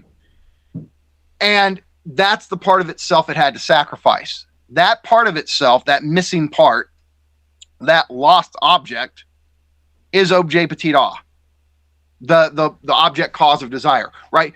It's precisely through losing this object, and it's weird. I know, look, in psychoanalytic terms, they call it an object. It is not an object in the way that a lamp or a hammer or a nail or a TV is an object. It's not physical. You can't weigh it, right? It's just, the way we talk about it is it's a void. It's a nothing, right? It's not a thing. But at the same time, it gets, we phantasmatically reify it. We turn it into like, there's actually, at least at the unconscious level, that's what causes us to desire. There is ultimately something I lost in the past that I must regain. And what we do is we come to link this positive nothing. It's weird. I know it's weird to call it like this, but the point is, it's to us very real. It's very much a thing. At the same time, it's just a nothing. It's a void. So we're constantly pursuing things through our desire because we lost this object. The loss of this object is what causes us to desire. At the same time, this lost object, it's like a cluster of, oh, if I can just get that concentrated cluster of jouissance, I'll be whole again, right? Again, the whole point is you never had this to begin with. So what is life for Lacan? Life is the constant pursuit of a sublime object that we think made us whole, but that we never actually had to begin with. So there's a kind, I don't know how you can say there for Lacan, life is a tragedy, but you equally can call it a comedy. So the point is, okay, so this lost part of ourselves. For us, it's not that weird though, because and for anybody who's like really steeped in the continental stuff, ways that negation is or absences or voids or you know that they are real or they have their own kind of positivity. To say that negation has its own kind of positivity is not a it might be contradictory, but it also makes sense. And obviously, like Žižek has all kinds of jokes about this and stuff like that makes sense, and that meaning itself or sense making itself is structurally conditioned by these by various forms of negation. And so we're just talking about one right now. By the way, Tony Stark is in the chat and said, "Good to see. I am not the only one celebrating Slavoj's birthday." Yeah, welcome. Tony, it's absolutely a pleasure to have you here. Can I have a grant? Yeah, we need a little money. Also, I need Stark Industries to come through. I promise I'll make you proud. Really quick, I feel like there's a few things that I'm trying to hold on to and not forget about, and so I can. All right. Well, I'm kind of at a resting point here, so do your thing. And let me bring it all back together here. Yeah. So you ended up bringing in Mcgowan when talking about law being threefold. We ended up going down a rabbit hole talking about an example, activism and protests and stuff like that. Under inherent transgression, we talked about how it's a release valve, co-option, recuperation, etc. And that's not the same thing as emancipation, which is obviously what would be like the real radical thing that we're really interested in is. And so that's kind of what we've done. Marvin had asked if it's sanctioned transgression. I think we've clarified that not always, in a lot of ways, not always, but the system requires it in some way. And we can all think of a lot of ways that people go and get rowdy, or do things that would offend a priest, perhaps, but that nevertheless sustains the system. And obviously people going and blowing off steam after work by drinking or what have you is a good example of that. So the point thing, like the system's not gonna why do they always do the drink responsibly? The official mandates are not going to be drink yourself to the point that you become an alcoholic. It'll never say that.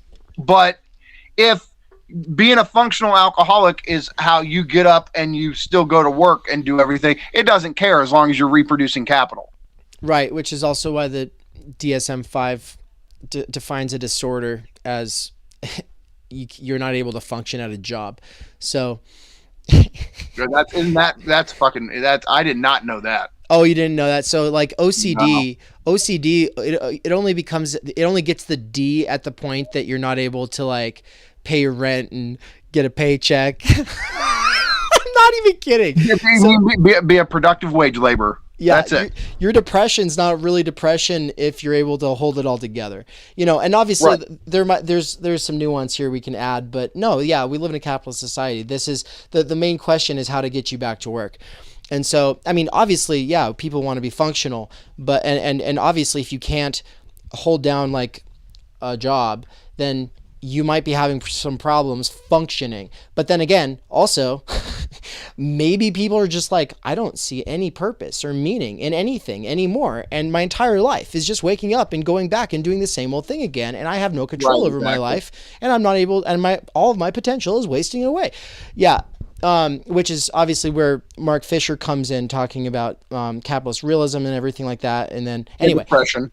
Right. And anyway, so Valerian in the chat said though something, and then I also wanted to call out Anne.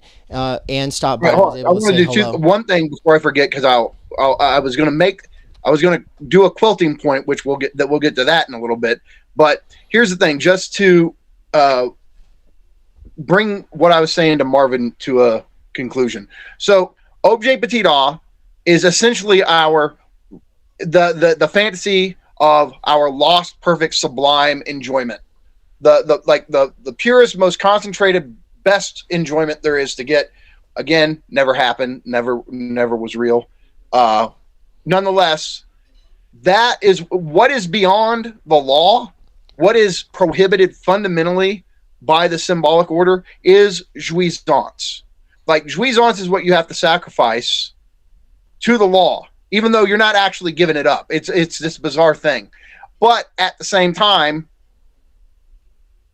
in giving up this nothing we didn't actually have, it produces desire in us, and then we get forms of enjoyment the rest of our lives through pursuing the ultimate jouissance, right?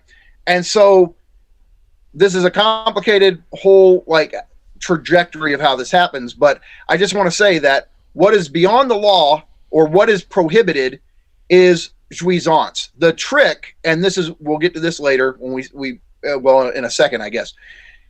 The trick is to see how there's certain forms of jouissance, which is what's prohibited by the law, that actually help reproduce the law, the social order, and then there's other forms of jouissance that would actually bring the law crumbling down, that would break apart the social order. And so that's the trick. Both forms of jouissance are prohibited, but one secretly colludes with the law.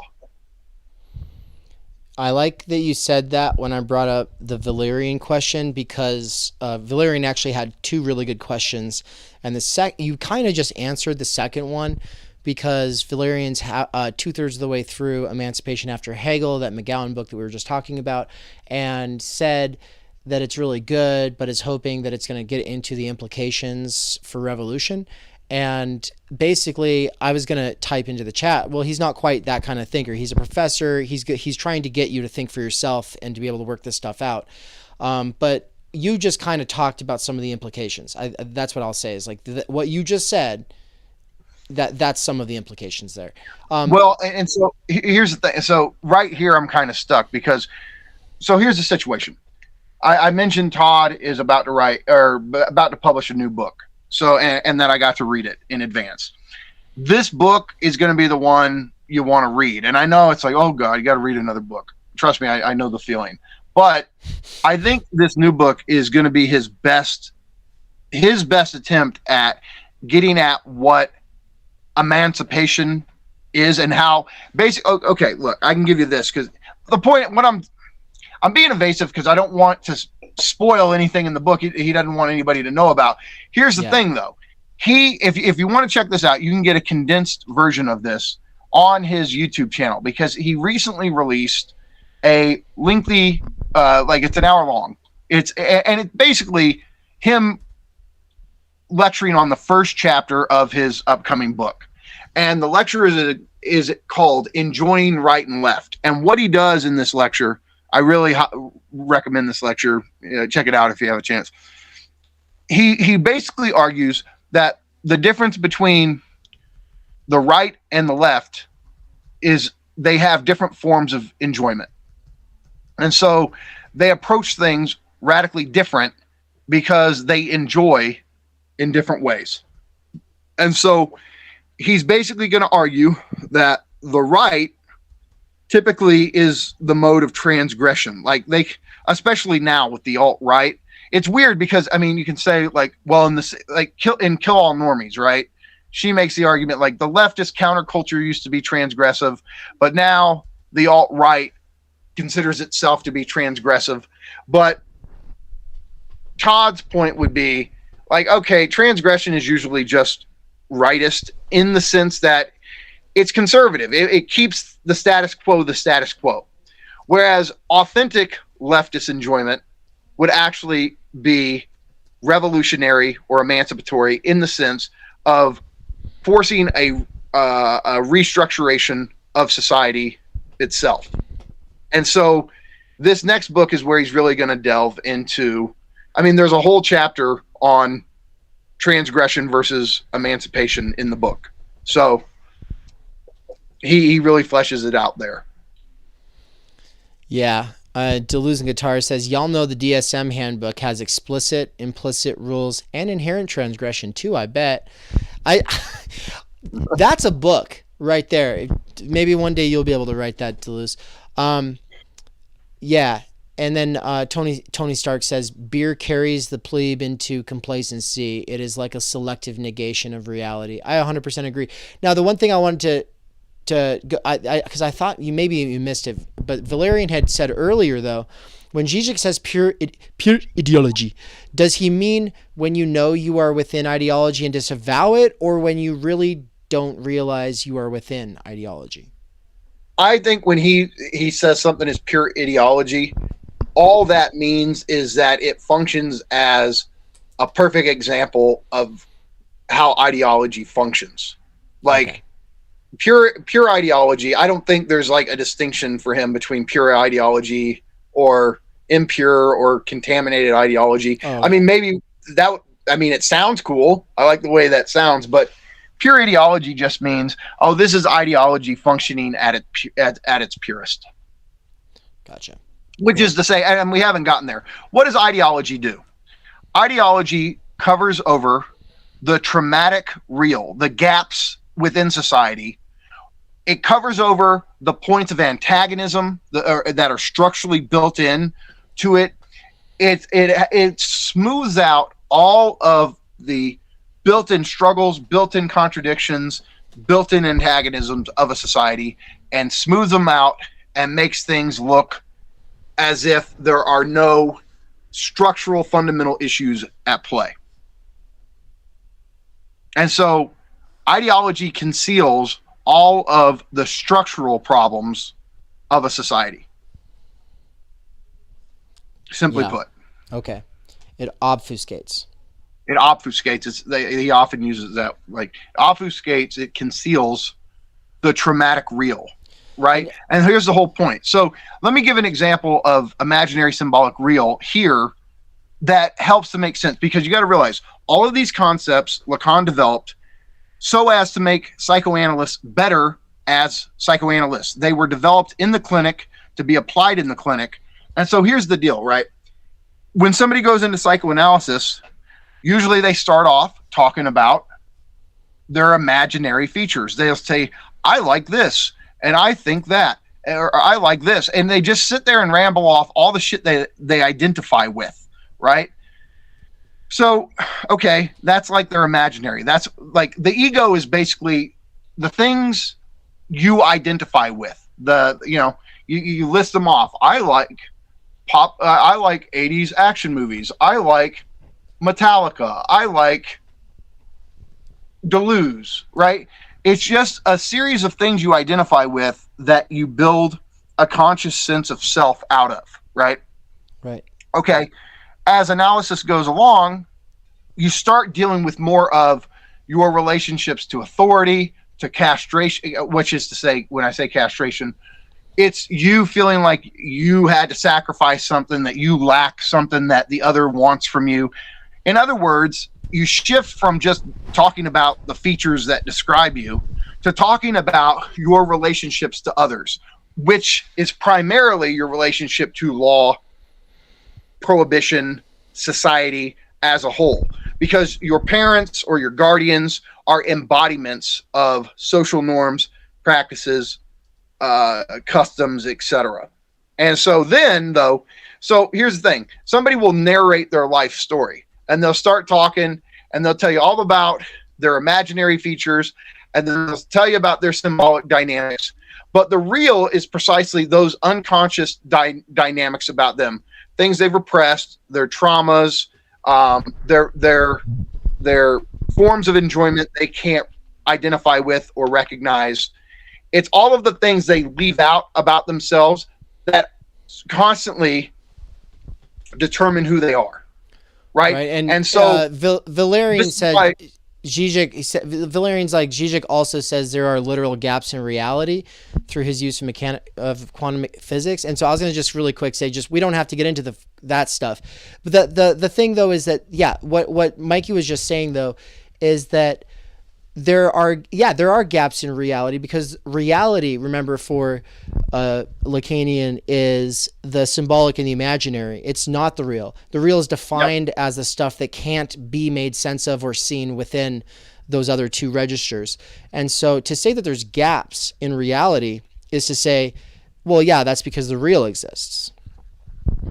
Exactly. So, I mean, to go off of the quantum physics thing, which, I mean, and absolutely that's right, what Žižek says about it. The point is that, okay, so like, what is it when it comes to light? Particle wave duality. Like, so it can't be a particle and a wave at the same time. But if you view it one way, it's a particle. If you view it as a wave, the other way, it comes up as a wave. But the point is they're mutually exclusive. Like, you can't have both, but they are both, right? This is a formal contradiction at the heart of reality, and yet it's true. But it's real because we can't, like, we can assert that that's right, but we can't bring it into our matrix of intelligibility because it violates this basic principle of non-contradiction, right? Like, we can't, it can't be both X and Y, yet it is both X and Y. So it doesn't fit into our symbolic intelligibility, and yet it is there. So it's real in this sense. Like, it's a gap in our intelligibility, and yet nevertheless, physics says it's right. So that's an instance of it. And so that's the thing, right? So yes, there's a key distinction between reality and the real for Lacan and Žižek, and McGowan and me and whatever, Lacanians. Yeah.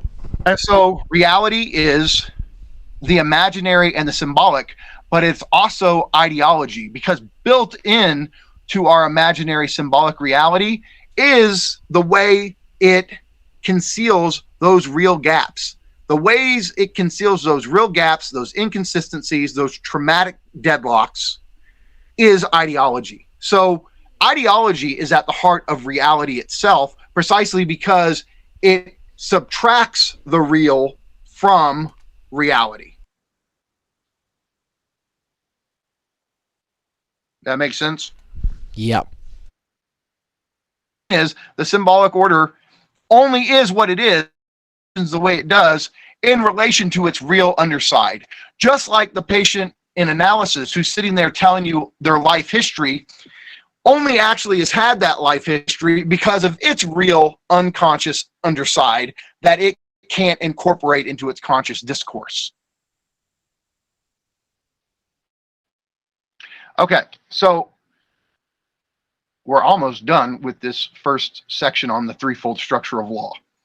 Okay, so I just want to say, now there are two, we'll call them big agencies, right? There's two types of authority that are operative within the law for Žižek: the big other and the superego.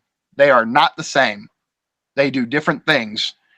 The big other is very, very similar, if you know Heidegger, to what Heidegger called das Man, which is to say, it is the social authority that seeks to make you conform to certain protocols, practices, etc. It is the social order itself saying, this is how we operate, this is what one does, do this or there'll be consequences, okay? But here's the thing, as long as you relatively function in living in accordance with the dictates of the big other, it basically leaves you alone, okay? Like, all right, you're basically living a decent life, all right, just conform, do what I say, I'll basically leave you alone. That's not the superego, though. So the big other is primarily positioned in the symbolic.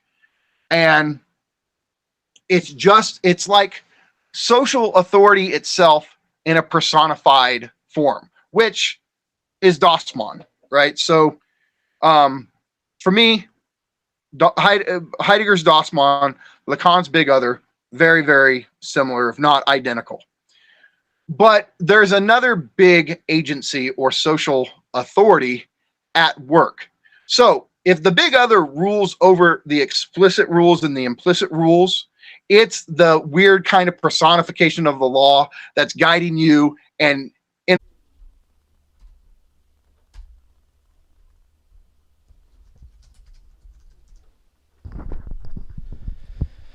All right. Sorry about that, everybody. Not sure what's going on, but I think we're back. Should be back in a second here.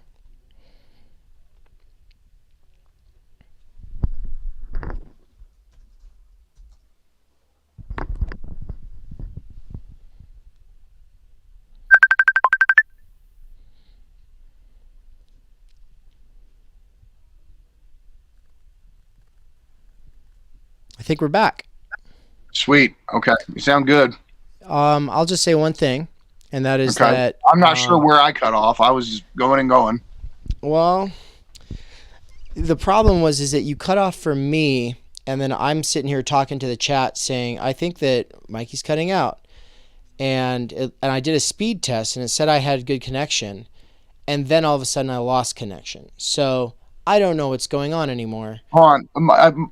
One of my Facebook friends, longtime Facebook friend, Stephen Clausen, is here. Good to see you, Stephen. Hope you're doing good. Hey, Stephen is, I think, also a Facebook friend of mine. What up, Stephen? All right, I'm going to see if I can get the camera back on here. Marvin, Delusion Guitars, can you tell me where I cut off? What was I talking about? There we go. Good question. And then for the good of the order, I'm going to step away for a quick second, but I'll still be with you. I'll still be right here. But once you get going again, I'm going to step away for a brief second. Okay.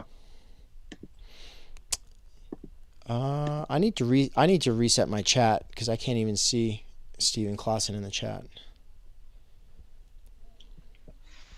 Well, that's common. I have is the losing guitars. There we go. Now I see. All right, good. Well, you were wrapping up the section on laws threefold. Did you not hear me say anything about the distinction between Big Other and superego? Let me see if I got it. You were saying that the Big Other is like Heidegger's Dossmann, or it's very similar in the sense that it's kind of just this is the enforcement of both those implicit and explicit rules in the way that like you're doing as one does. There's a right way to do things, and you know, and be if not at least seen as a good person, you can at least be seen as not bad or whatever. Then there's the superego, something. But the thing is, as long as you're doing what you're supposed to or not doing what you're not supposed to, then it'll basically leave you alone. But the superego is very different. It's not going to leave you alone, and then you cut out for me. It's going to pound the shit out of you. Okay, so yeah, give it to us. Okay. So looks like we got through Big Other is this personification of social authority. It tells you how to sacrifice enjoyment and how to conform to the social order, how to follow the explicit rules, implicit rules, right? And it kind of, this is why God is so omnipresent in human society, is God is like a reification of the Big Other. Right. And so, but the superego, on the other hand, okay, so if Big Other is tied to the symbolic order, to enforcing and monitoring how one relates to the explicit and implicit rules in society, then the superego, and I'm glad I had a chance to come back to this. Here's the number one thing for everybody listening. Whatever you've heard about the superego in like a 101 class on Freud, it's bullshit. It's not. Most people who do like the 101 level Freud will basically act like the superego is what I just described as the Big Other. But Lacan's brilliant intervention into the concept of the superego, as he puts it in Seminar 20, is that nothing forces us to enjoy other than the superego. Well, if the big other, as the personification of the symbolic order and the law, is what basically says, here you got to, I prohibit enjoyment, here's how to act as a proper social subject, then the superego is not what we think of as like moral conscious, like the conscience that, oh, you did something wrong, you need to make it right. That is not what it does. So superego is this other kind of social authority, but it's positioned in the real. It has to do with jouissance, inherent transgression, this whole underside of the law or the symbolic order. And so what the superego commands is for us to enjoy. Do what you want. Don't compromise your enjoyment. Enjoy to the maximum, right? And so this agency seems to be completely at odds with the agency of the big other. But the whole trick is to see how they both, even though they stand in contradictory positions to one another, they both nonetheless help reproduce the society. Because the forms of enjoyment the superego commands are those forms of enjoyment that actually hold the social order together while still transgressing the implicit, explicit rules.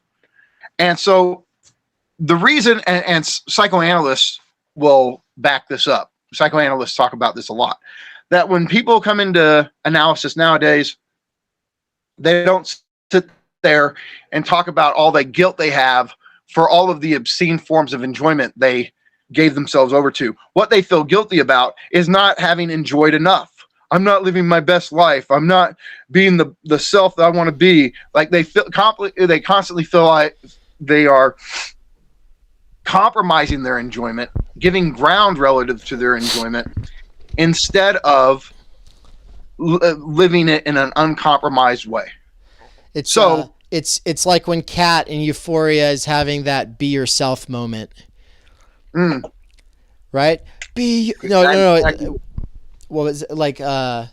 Was that like she's being followed around by all these people screaming to be herself, or to like, oh no, love yourself, love yourself, enjoy yourself is another way we could do it. You're right. Like that agency of this like this obscene moral pressure to enjoy or be your best self or be your true self or not compromise. That's the superego. Because the whole point is the more you try to enjoy, the less you can enjoy, because to command enjoyment is to neutralize it. And yet that's still the command. And so the trick is like the superego is sadistic. Like it's constantly trying to make you unable to enjoy by commanding enjoyment. And then it makes you feel guilty about it. Right? So like the superego is not this locus of moral conscience.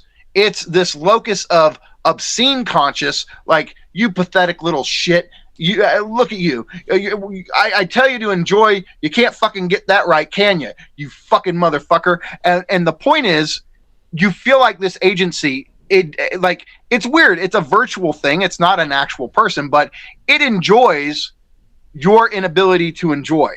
It enjoys making you feel guilty for not enjoying, and so people feel like they have to pursue shit precisely out of this weird moral duty to enjoy. Are you giving it agency? How, like, is this just a kind of a metaphor or what? Well, it's kind of an agency in the way that the big other or the Dossman's an agency. So, but people say doing its work, going around telling you, oh yeah, those people that just want you to repress yourself, you need to just let it out, you need to be yourself, you need to find yourself, you need to do whatever you need to do, you boo.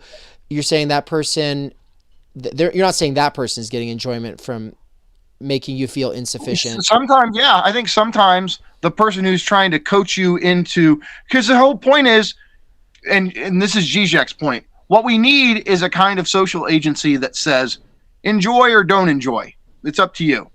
Like Big Other says, do not enjoy, thou shalt not enjoy. It's like the figure of God, or, you have to constantly violate what you want to enjoy for the sake of social duty. On the other hand, you have the superego constantly going, enjoy, you motherfucker, always enjoy. Well, then enjoyment becomes a fucking duty and a burden.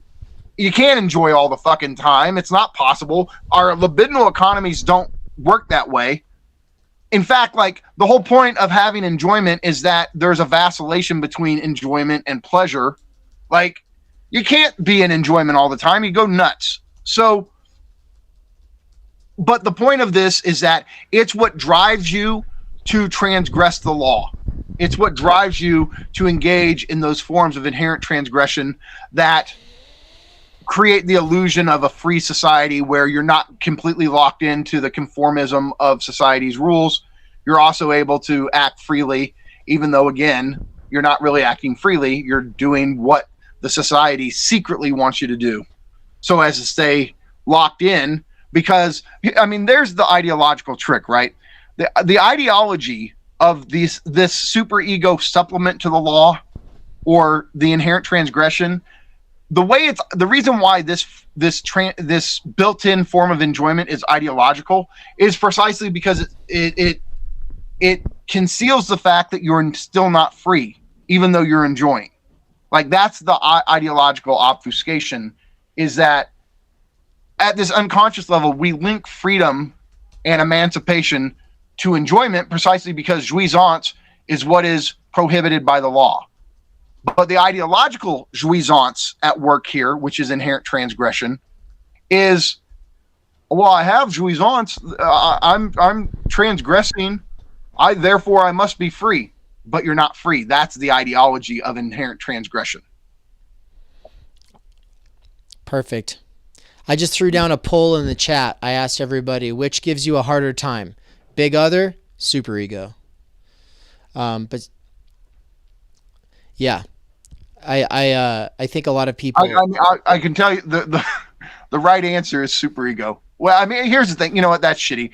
I mean, on a general level, like, the idea is that the big other basically leaves you alone if you just live basically in. You live a relatively decent life. Superego hounds the shit out of you. It doesn't leave you alone. It's the reason you feel guilty about shit. Like, you don't really feel guilty. I mean, unless it's a really bizarre, exceptional situation. Like, most of the time we feel bad because we're not living our best lives. Well, that translates into, I feel guilty because I'm not enjoying. I would agree, and I think that that's probably more true for me now. But I would say that there was a significant portion of my life where this superego thing didn't really start to get to me. It didn't really start to bother me, right? Until later. And I think part of the reason is because it depends on how you're raised. Like, if you had permissive parents, then the big other is pretty much like, okay, like, don't get caught with paraphernalia on you, by the cops. But, you be responsible when you do drugs. You've got like this kind of messaging coming from your permissive, parents, or they turn a blind eye or whatever. But if you have the parents who like go into your room when you're not home and go through all your stuff and then try to find any little thing that could possibly go against their wishes, and then they blow it up into a really big deal, and then you're grounded all the time, or you're getting like beaten, or, and it's very, very like repressive. And that parent has their problems, but also they're acting as a mouthpiece for what they believe is the big other. And, in a lot of cases, people will say, well, they think they're trying to help you. They're trying to help you so that you'll be able to go into the world, and they think this is what's necessary. Well, okay, that's the big other, and that's a fucking bitch to be living under the roof. Yeah, I agree. Yeah. Yeah, and so that for me, I like anybody who kind of was like, you do you, and the super egoic kind of things, where I found that just to be totally freeing. And people who actually believe that, I was like, these are my people, and it wasn't until a lot later that I was like, oh damn, what a bill of goods I've been sold, Well, and let's be honest, right? Okay, so here's the point. The idea is that the big other has typically been like the embodiment of traditional social authority throughout history, right? The superego, a lot of Lacanians will debate this. Like, was there superego in the Middle Ages, or is superego really this kind of supplemental authority that comes into being with capitalism, especially consumerism. Like this idea to constantly enjoy, to constantly have fun, to constantly make the most of things. Like that's a really consumeristic type of injunction. I mean, you can like enjoy the commodity, right? Be happy, right? All this kind of stuff. So there's a debate there because obviously, like, I do not want to deny for a second how oppressive a strict big other can be. I mean, we see what religious institutions throughout history have done to gay people or whatever, like the right. Prohibition they have put on them obviously ruined their lives. Like I'm not denying that. The idea is though, like living in the moment that we live, it seems like superego's gotten the upper hand over the big other. Like we live in a weird anomaly of a society precisely because there's this weird duty to enjoy ourselves, to have fun all the time in a way like that was not the injunction of older societies. Yeah. So this yeah, makes sense to me. Valerian's like, there is no quote unquote big other ? And I was gonna there's the whole nother thing on that. Yeah, and that's kind of a can of worms. You just wrote like a book on the topic, a small book on the topic that you sent to me. Yeah, I mean, I did, but the point is, like, later in the lecture we get to that whole thing. Oh, okay. I've got so it's just like, yeah, but the point is, I already know, us, like this whole lecture would take like 6 hours to do. So so here's the thing. Well, you've got about an hour, so. And we're just going to talk about the, basically his theory of ideology. So I'll give you the spoiler alert. So this lecture had different sections to it. So the first part is just the threefold structure of law, which we're on right now. The next part is Žižek's theory of ideology, which is why we're here. We need to get to it, which will take us a while. And then there's Žižek on the ideology of racism, scapegoating, and victimhood. That's a whole thing. Then there's the master and ideology, which is how the master, like what role does the master play in ideology and politics? That's a thing. Then there's Marx versus Žižek on ideology.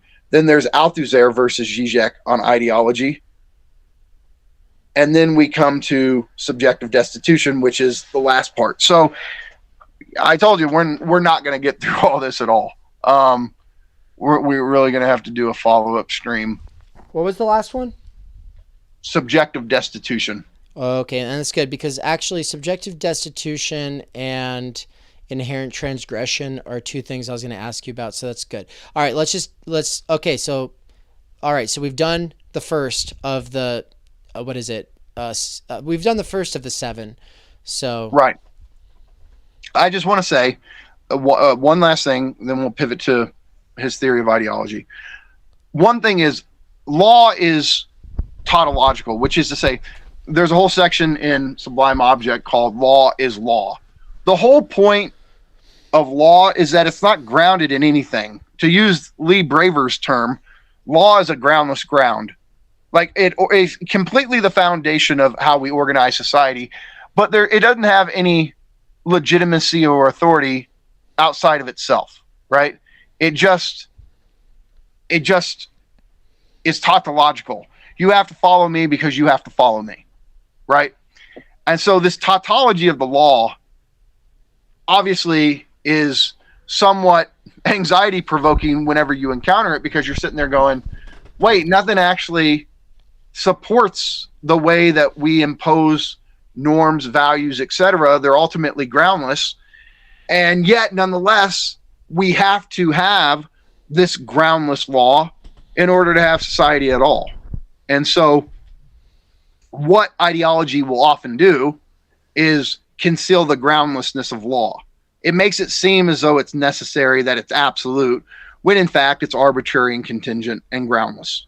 So It's just another way, ideology.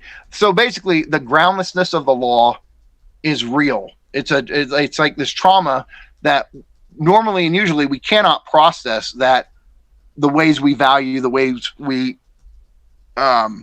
organize society are contingent, arbitrary, and groundless. And so ideology will cover that up too, because that real is often too traumatic to confront.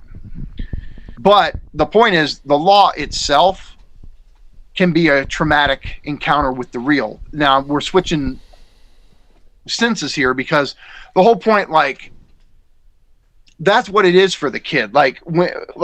And this is why Žižek has this great quote where he likens the emergence of the law into our lives, like how God would show up in the Old Testament with certain dictates for certain people, like Abraham, right? Like, he would just show up, he would demand things and impose the law on them. And there's a certain traumatic aspect to this.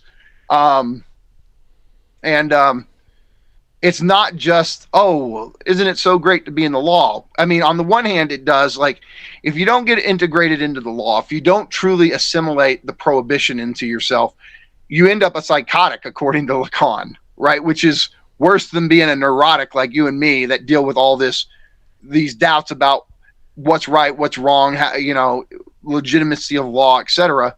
But like, without law, we're worse off. For a Lacanian, if you don't have law, you're a psychotic, and we'll have to do a full treatment of that idea later. One day, obviously, every anarchist out there, as well as all the Deleuze-Guattarians, are like, "Oh my God, this is fascism." We'll have to talk about that later. So, the whole idea is that the only thing worse than law is not having law. Yeah. So, but again, like an anarchist, I get where they're coming from, right? Like, they're talking about like the bourgeois state or something like that. But law in this sense of like this structural socialization, like, does anybody actually say we shouldn't be socialized? I mean, yeah, and even if they say it, do they mean it? I don't. Or do they even think it's actually plausible? And so, for instance, Marvin was like, "Could you say law is necessary because of class? If we had equal power, then we could be accountable to one another." But there was law in tribal societies, right? Yeah, there's not a human society that we've ever heard of, seen evidence of, that didn't have laws.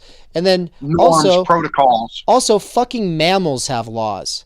So, like, chimpanzees will fucking torture another member of their group if they perceive that member has taken an unfair amount of food. Like, they'll gouge its eyes out and bite its fingers off. Why? Because they have perceived an injustice has occurred and they're righting the wrong. I mean, this is what we need to do. I'm just saying, chimps have law. Yeah, and I would just, as far as, so, and obviously, like, if you look at like a wolf pack, there's obviously like a strict code of conduct. But we're not just mammals, and it gets a lot more complicated with us. But if it's present in like all the mammals, then obviously we're going to have to deal with it in some way. But as far as like when we think of like law today, we think of courts, we think of these freaks that we call judges. We think about legislatures, like legislation, policies, like it gets complicated. Well, I mean, God, there's an industry around legislation and lobbying and all of these things, and so obviously it would look very different outside of a class society, or in a class society that wasn't inherently capitalist. It would still look very different as it did in feudalism or what have you. So, yeah, it's interesting. But well, and here's the other thing. Like, I think a Lacanian would tell you, like, law is there to protect me from the other's enjoyment. Like, everybody can say, well, I'm not going to harm anybody, I'm not going to hurt anybody, but the point is, we all have a fear of how the other enjoys. And so the idea is that law limits our enjoyment so as to justify limiting the other's enjoyment. And there is a kind of leftist that's particularly utopian, and then you'll even get the Marxist people who kind of do the same thing, which is just to say, well, all of the things that we don't like about humans, those are a product of class society. And so we've had plenty of one-on-one conversations about, when history and whether we're talking about hunter-gatherer societies, hill tribe, dwellers, nomads, or we're talking about people who've settled somewhere, have agriculture, we're talking about small versus large-scale civilizations. There is a lot of horrific shit in all of them.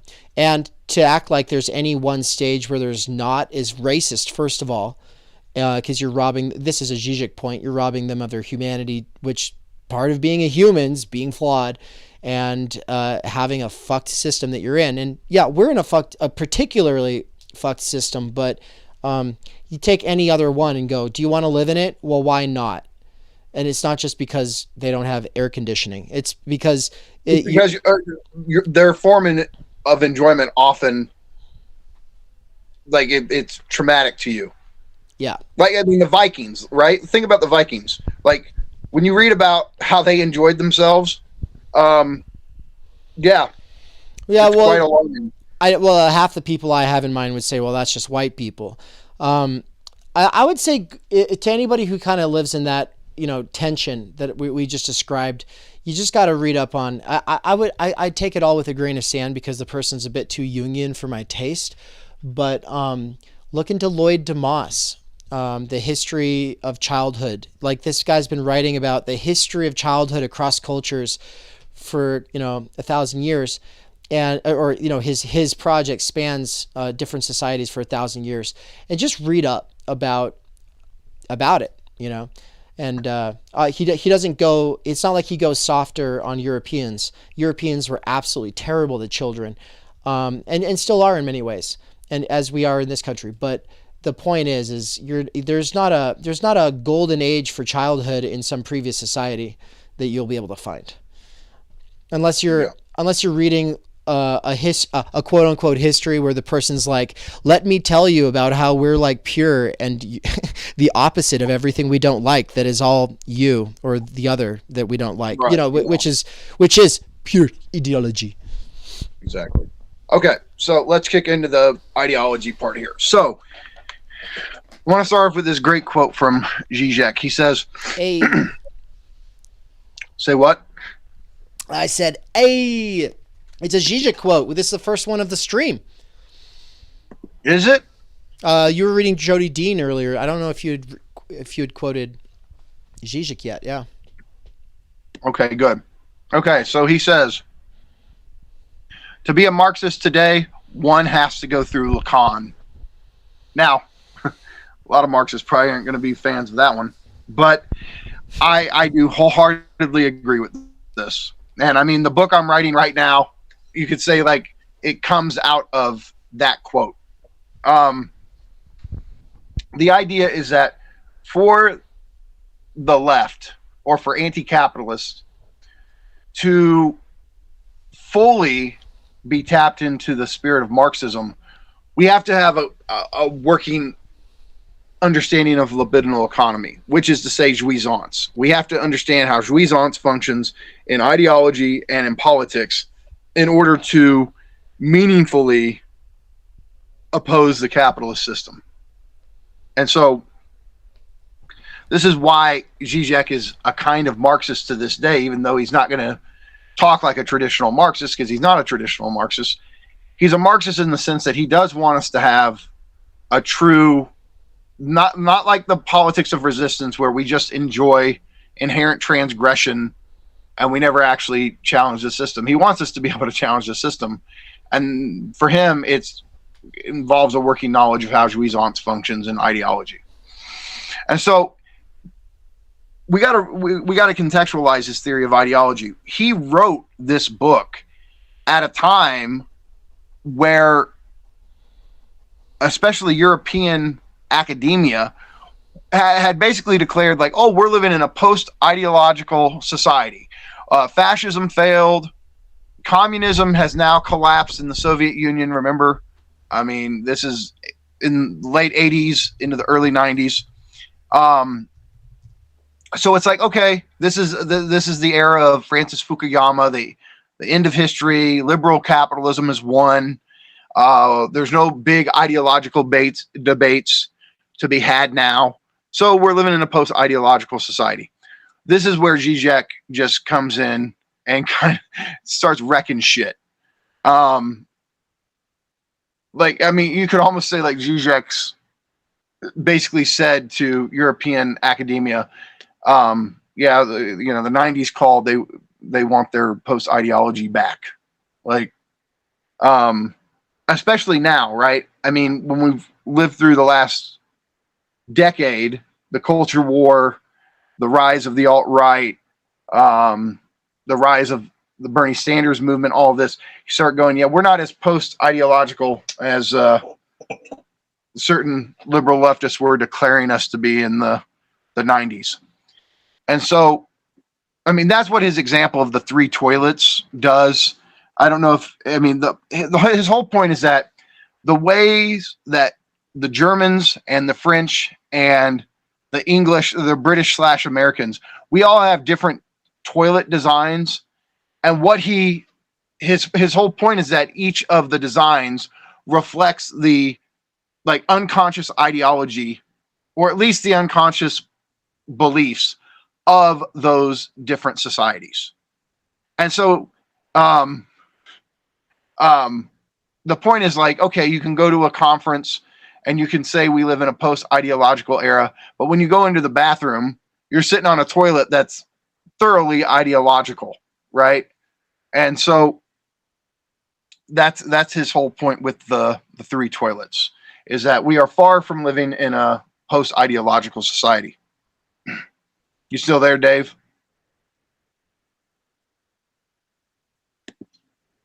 You there, Dave? Sorry, you didn't have eyes on chat. Apparently, I said I'd step away Okay. for a second. I was like BRB, but I can still hear. And then I walked got so over. quiet. I was like, okay, I did I lose Dave again? No, and in fact, Anne's here. Look she's waving at the chat. She can't hear Mikey right Hi, now. Ann. Hi. Happy Hello. birthday. I know you hate existence, but I'm glad you're live lecturing about Žižek today. I'm glad. I can't hear I'm you. glad but that my hello, chat. hatred Hold on, no, here, put that Okay. on. Hold on, Michael. Here. Okay. Hello. I can I hear can you now. No, yeah, like I'm glad that my hatred of my own existence is humorous on my birthday. Yeah. Well, hope Look, you're glad. I'm a kind of doomer. Well, at least when it comes to me, like. So is Žižek, to be honest. Like his famous quote is, "I can't tell if I what is it? I don't know if I'm indifferent towards existence or if I hate existence." Something I like don't know that. if I'm indifferent towards existence or if I hate existence. That's what Yeah. Žižek said. Nice. Cool. Well, I'll pass you back over to Dave. I'll probably stop back in again to bring some tea. Okay. But Cool. have fun. All right. Cool. So, okay, this is the big point in Žižek's theory of ideology. So, what is his huge contribution to a theory of ideology? It sounds really simple, but it's huge. It's that ideological formations, ideological systems are comprised of meaning and jouissance. Throughout the Marxist tradition, all the way up to ideology has to do with meaning. It has to do with how, that's why Marx and Engels, they, talk about false consciousness. It's a misperception. It's a miscomprehension. So it's a glitch in how we think about things is what ideology is. But for Žižek, there is a form of meaning obviously involved in ideology. Like, he's not saying that ideology is purely jouissance. It's that ideology is meaning, but also jouissance, and that's what the thinkers of ideology have never seen, is how jouissance is actually essential to the functioning of ideology, which is why the book is The Sublime Object of Ideology, which I told you the alternate titles could have been The Jouissance of Ideology or The Real of Ideology. So Žižek states this very clearly in Sublime Object. He says, there are also two complementary procedures of the criticism of ideology. One is discursive, the symptomal reading of the ideological text, bringing about the deconstruction of the spontaneous experience of its meaning. That is, demonstrating how a given ideological field is a result of a montage of heterogeneous floating signifiers, of their totalization through the intervention of certain nodal points. Okay, yeah, really wordy and technical, but all he's saying is that one layer of ideology has to do with meaning and how it distorts meaning, right? But the other, as he says, aims at extracting the kernel of enjoyment, at articulating the way in which, beyond the field of meaning, but at the same time internal to it, an ideology implies, manipulates, produces a pre-ideological enjoyment structured in fantasy, right? So what keeps us hooked on our ideology is not misconceptions or misunderstandings of how society actually functions. It's that we get certain forms of enjoyment out of ideology. That's what keeps us coming back, almost like Pavlovian dogs, right? Like that's what makes us thirst after our enjoyment, like a thirst after our ideology, is the jouissance it offers us, which is to say, the forms of inherent transgression it provides, and that the superego commands. And so that's his whole thing, right? Like the two procedures of ideology. One has to do with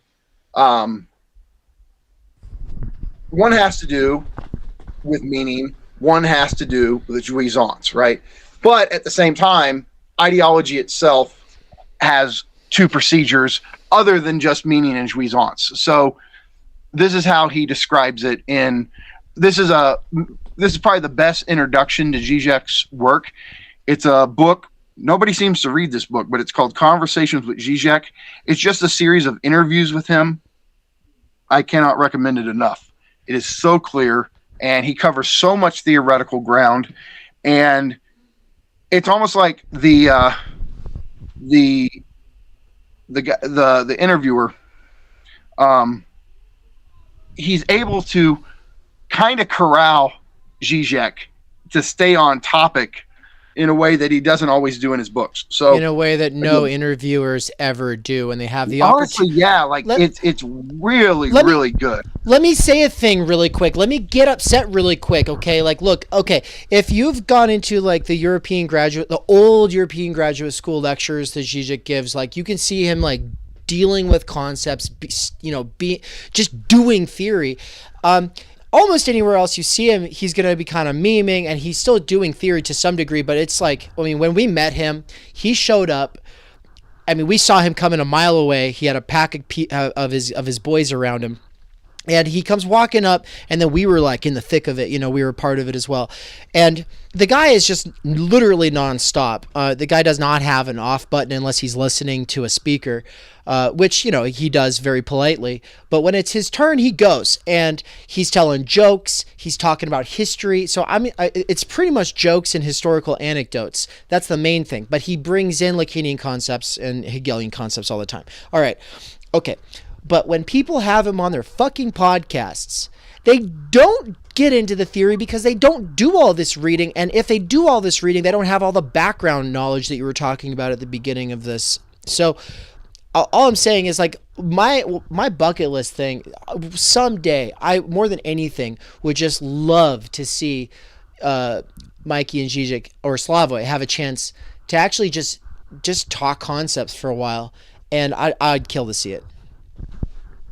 Well, like I say, I mean, I feel, profoundly lucky just to get to do that with Todd on a regular basis. But yeah, I mean, it would be a dream of mine to get to interview Slavoj because, you know, I don't really care about his takes on like geopolitics or anything like that. I just want to pick his brain on pure Lacanian theory. I mean, of course, Hegel too, but you know, I like out of the two, like I'm more interested in the Lacanian stuff, which somebody easily go, well, they're inseparable for him. I know. I'm just I'm more focused on the Lacanian concepts, and so yeah, it'd be really fucking cool to get to pick his brain on them. Yeah. So okay, so here's the deal. Like, what ideology does is it also generates a sublime object. Now, which is to say, it generates an object that is permeated with jouissance. Like, the issue is, though, the sublime object can also simultaneously be the object you want destroyed, the object you like. It can be a lot of things. It can be the very thing that causes you to desire, that you're chasing, that you're pursuing. It can also be the thing that you feel like has hoarded your enjoyment, that has a monopoly on jouissance, that has too much, an unfair amount of jouissance, and that's not fair. So basically, like, for an ideological subject, the sublime object can be something it's either enchanted by, it wants to possess, it esteems, it glorifies, or it can be something that it's repulsed by, it wants destroyed, it hates, etc. And it depends on how the field of meaning is organized, right? Like, sublime objects are generated through how the ideological field of meaning is situated. And so, to cut through the terminology, this is why rhetoric is so important in politics. Because what rhetoric does, without knowing it, is it basically suggests what the libidinal dynamics of a society are, right? Like, this is why politics always has a rhetorical dimension, and we have so much trouble envisioning a politics that would be purely dialectical, argumentative. And when I say argumentative, I mean in like the strict logical sense of presenting arguments. We can't really envision that, because what rhetoric does is it establishes libidinal coordinates. And it's like, it's either saying this is what we have to do to have full enjoyment, or these people over here, they've come in and fucked shit up and they took our enjoyment from us. And so different forms of politics are going to be based around the rhetorical ways those forms of politics generate sublime objects. This is this is basically Todd's thesis in his new book. He's talking about that you're going to have a radically different type of society if leftist enjoyment prevails in it, opposed to a society where rightist enjoyment prevails. They're going to have radically different structures to them. And so I want to read this quote. This is dense, but we'll get through it. He says in Sublime Object, this is on page 192, he says, "The real is something that cannot be negated, a positive inner datum which is insensitive to negation, cannot be caught in the dialectics of negativity. But we must add at once that it is so because the real itself, in its positivity, is nothing but an embodiment of a certain void, lack, radical negativity. It cannot be negated because it already in itself, in its positivity, nothing more but an embodiment of a pure negativity, emptiness. That is why the real object is a sublime, which is just an embodiment of the lack in the other in the symbolic order. The sublime object is an object which cannot be approached too closely. If we get too near it, it loses its sublime features and becomes an ordinary, vulgar object. It can persist only in an interspace, in the intermediate state, viewed from a certain perspective, half seen. If we want to see it in the light of day, it changes into an everyday object. It dissipates itself precisely because in itself, it is nothing at all." Now, obviously complicated, but his point is that when a certain object, a certain person, for example, is elevated to this sublime position, right? This sublime status, it's simply just because of how that person gets positioned within your frame of reference, right? Like, there's nothing like when the person that you have strong sexual desire for, there's nothing in and of that person that is sublime. You're putting the sublimity there based on how, like, the specific traits you have come to desire sexually throughout the course of your development, right? Like, there's nothing intrinsically sublime about anything. What makes it sublime is how it fits into our frame of perception. And so that's how you can talk a sublime object into being. That's really, is that not seduction? Like, you make something desirable that wasn't desirable simply through how you talk about it, right?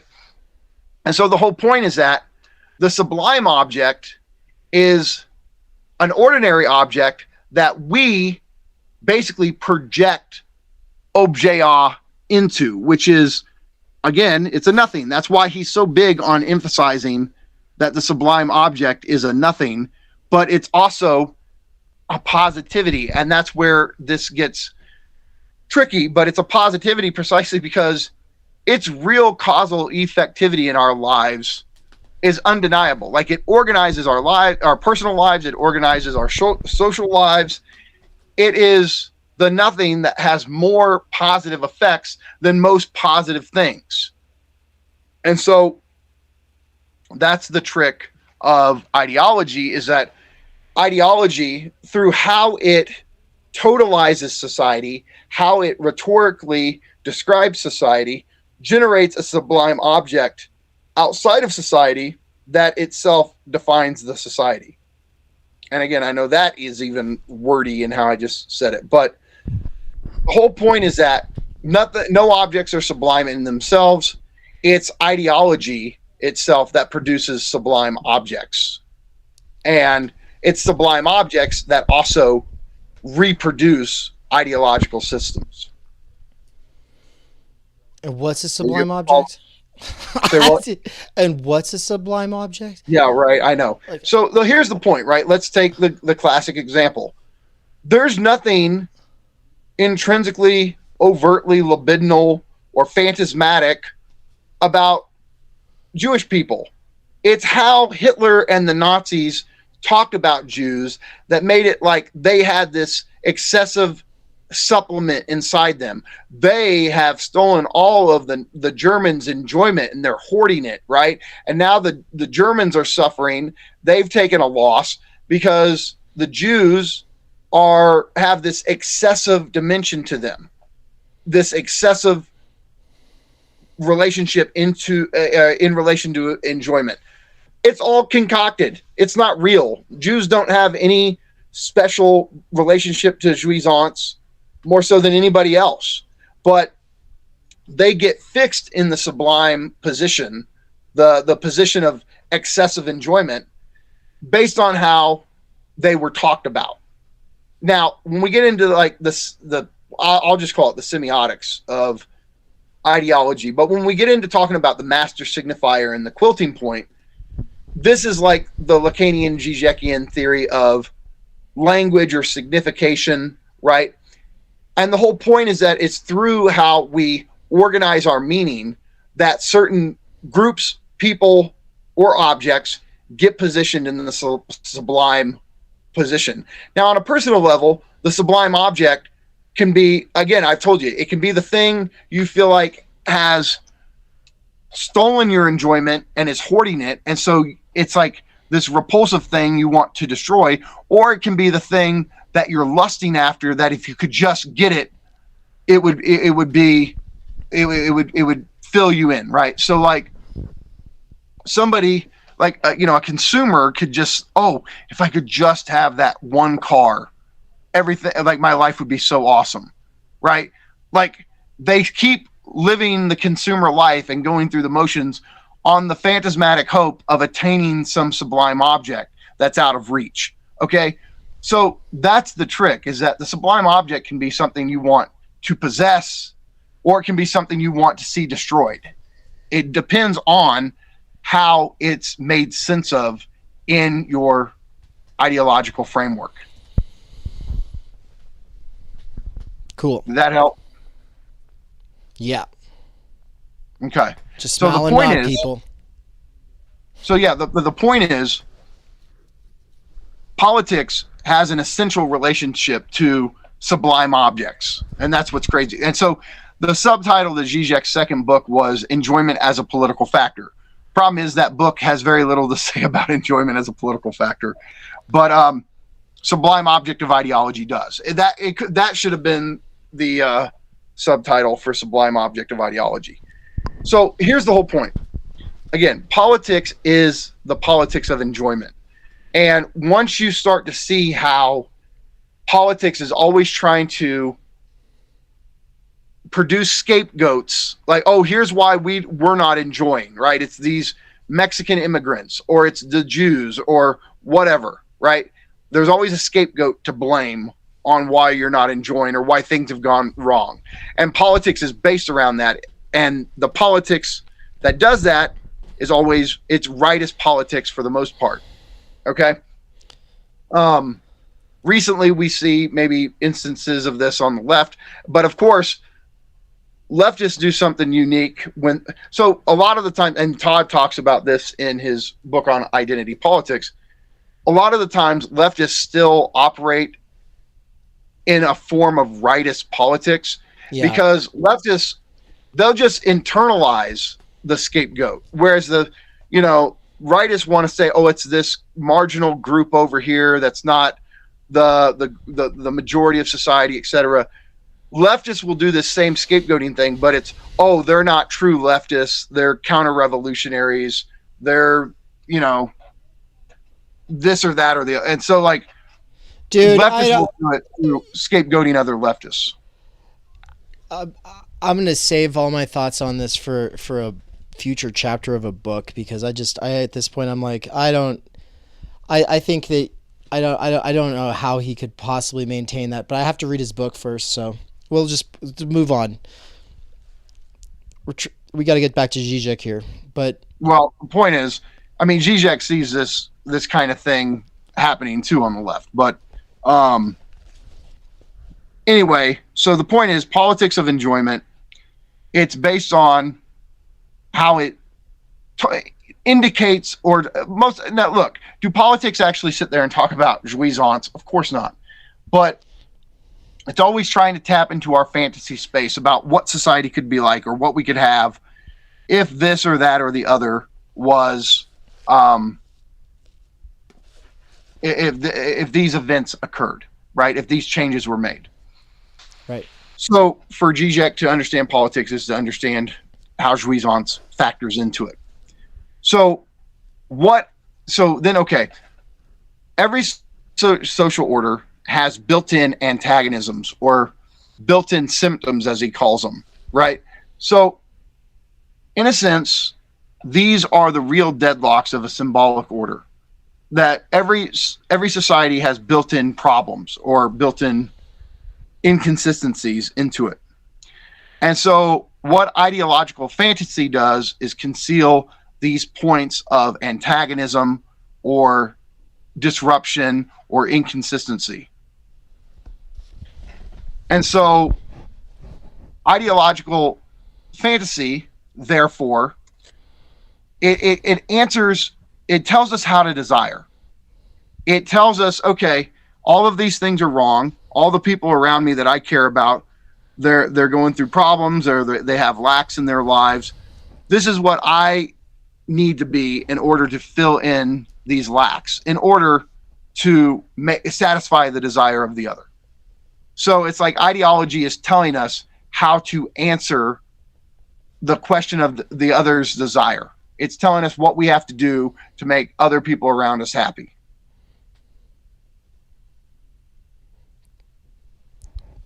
You there? Yeah, I'm just getting distracted. So, I mean, that's part of the appeal, right? Is because, I mean, and this is later down in the lecture, but trying to answer the question of the other's desire is incredibly enigmatic and anxiety provoking. So the point is, ideology relieves this anxiety by giving us various answers on what we must be in order to make other people happy. In consumer ideology, it says you need to be successful and have a cool house and do all this stuff, and then you will satisfy the other's desire. You will be worthy of desire. Which, Cool. of course, the problem is like, that doesn't guarantee anything for you. Like, I mean, the whole point is you can have money and a nice house and everything, and you're still miserable. So it's not actually an answer to anything, but it's the illusion of an answer. And so that's the appeal of it. See, I think the main thing I'm struggling with right now is not what you're saying so much as like my brain is always habitually distracted, and but right now it's just it wants to dive into all of this stuff with ideology that I'm doing, and I don't want to talk about what I'm doing. I want to talk about what Žižek is doing, and so it's just like, okay, no, I don't want to get into those weeds, but that's just where my brain was going. So I'm sorry for getting distracted a second ago. That's where I was at, but anyway, I'm back, and sometimes I just have to take a couple notes to get it out of the way, and I got it out of the way. So, anyway, you're talking about how ideology for Žižek, but you were also talking about McGowan. One of the main things that it does is it has this story about how we have to be, or how other people have to stop being, in order for us to be able, for everything to work out, so that we get the things that we want, or can experience our. Am I on the right track here? Basically, right? Like, that's the whole point. If for me to be fully satisfied is for me to satisfy the desire of the other, whom I desire to desire me. I know it's a bunch of wordplay here, but as he puts it, desire is always the desire of the other. Well, Right. There's privileged people in our lives who we desire to have desire us in various ways. It doesn't mean just sexually, but I mean, whether friendship or whatever. And so you never know what you have to do in order to satisfy their desire, right? Well, ideology comes along and says, here's what it is to satisfy the desires other. The desires other. That's a fun slip. Ooh, To satisfy the desire of the other. Okay. Cool. And so, and then like, I mean, it's funny. A lot of what I have to say now we've already talked about, because the conversation went there. But I'm going to just bullet point a couple things real quick, just as refresher. Again, ideological enjoyment. That's the key thing for Žižek's theory of ideology. Again, it's not just meaning, it's jouissance. Let's see what else. We've talked about how reality, ideological reality, which is the same thing, like ideology is reality, reality is ideology. It's reality minus the traumatic real that secretly and virtually structures society. Like, that's what ideology gives us. And so this is like the trick, right? Our spontaneous reality, social reality, our world as we know it, is itself ideological. And so in The Pervert's Guide to Ideology, if you haven't seen the movie, I highly recommend that one too. Žižek is sitting there and basically he's explaining his theory of ideology through references to great scenes in movies. And so maybe the greatest example of the critique of ideology is in John Carpenter's classic film, They Live, starring the one and only Rowdy Roddy Piper, R.I.P. So in the movie, Rowdy Roddy Piper is walking around, and he's named John Nada. Nada means nothing. He's kind of a nomad. And so he gets a job, stumbles around, and he stumbles across a box of sunglasses that are tucked away in a church. I believe it's a church. And he takes this box of sunglasses, puts them on, and what he finds is that when he puts the sunglasses on, all of the billboards and magazines that he sees in his imaginary symbolic reality, he puts the glasses on and he sees like the real unconscious message behind all of it. So, like, for example, he sees a guy holding some money, and when he puts the glasses on, instead of seeing like the standard images on the dollars, on the money, he sees it says, "This is your God," right? And so on all the billboards, he sees stuff like marry and reproduce, obey, consume, right? Like, he's basically tapping into this unconscious dimension of the reality itself. And so that's what the they live glasses do, is they act as ideology critique. But Žižek's point here is how he differentiates what he's doing from Marx, because Yeah, this is huge. this is huge, right? So for Marx, he thinks that we basically have access to reality, to the truth of things, and then through ideological manipulation, we come to see certain things in a distorted way. So wage labor, right? The reality is that it's a brutal form of exploitation, but through liberal ideology, it gets transformed into like a moment of freedom. Oh, we coming together, forming a contract. Say what? Or were you talking, Dave? No, Anne just brought me a chai latte. Say hello. Hello. I'm back. So Oh, there I am. It's weird. I thought I heard you talk. I don't know. Okay. But the point is, I think what might have happened was you heard yourself talking. I think I might have somehow crossed hairs on voice okay. meter. So my bad. But yeah, anyway, Anne brought me a latte and it's awesome. And I would put you on speakers so that she could hear you. But I had myself muted and you were on speakers and all of a sudden you could hear yourself. And so, We won't mess Okay. up. I can just put my ear up to hear and listen. yeah. so here's the point, right? So Žižek's point against Marx is that Marx thinks that our default setting is access to reality, or the way things are, without ideological distortion. And then ideology comes along and gets us to see certain things in a distorted way. An example is wage labor, right? But for Žižek, reality itself, social reality, our spontaneous experience of things is itself ideological, and it takes like a supplement, like the they live glasses. So there's the difference, and he says this in Pervert's Guide to Ideology. For Marx, it's like you take off the glasses and then you see things how they really are. For Žižek, you have to put on glasses to see things as they really are. The point is, ideology goes so much further down for Žižek than it does for Marx.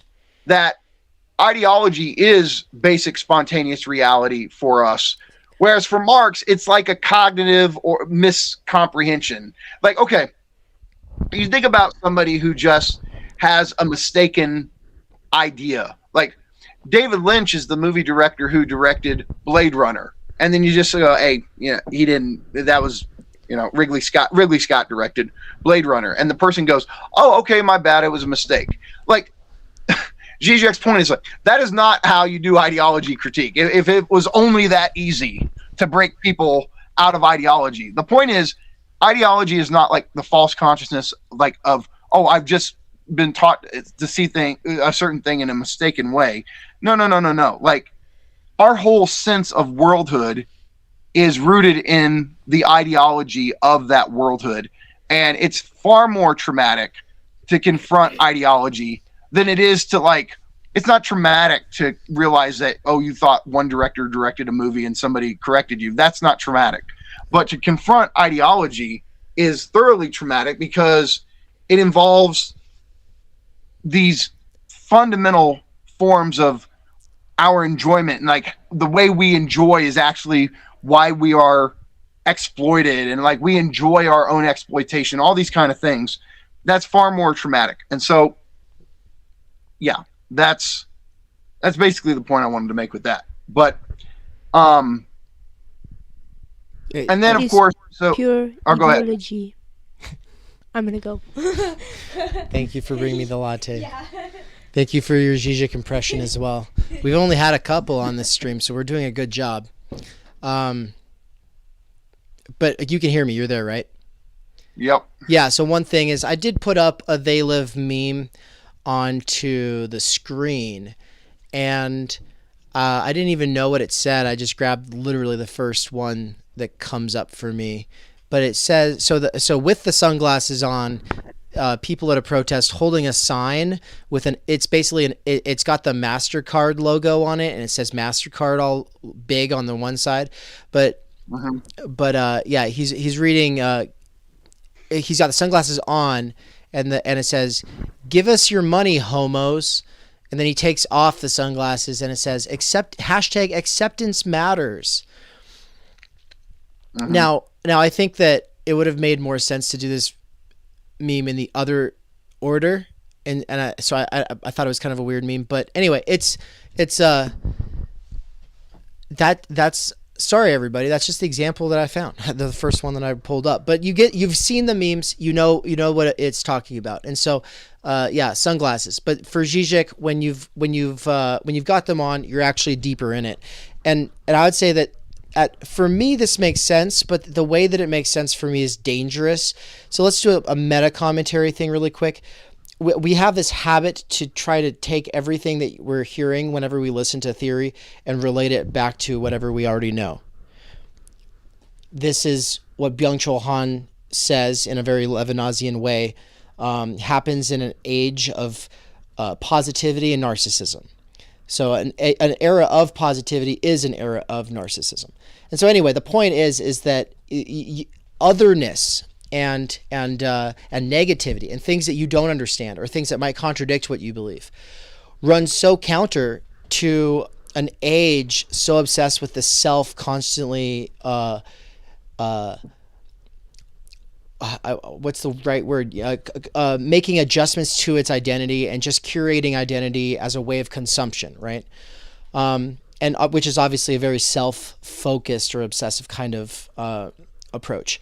But it also makes it impossible to understand what a theorist is talking about, because the theorist is you're relating them back to what you think, what you know, or how you see things. And the point is like you're supposed to be getting literally thrown out of what you know, and you're supposed to suspect that everything being said, yeah, it might be true, it might be false. More importantly, if you think you understand it, you don't.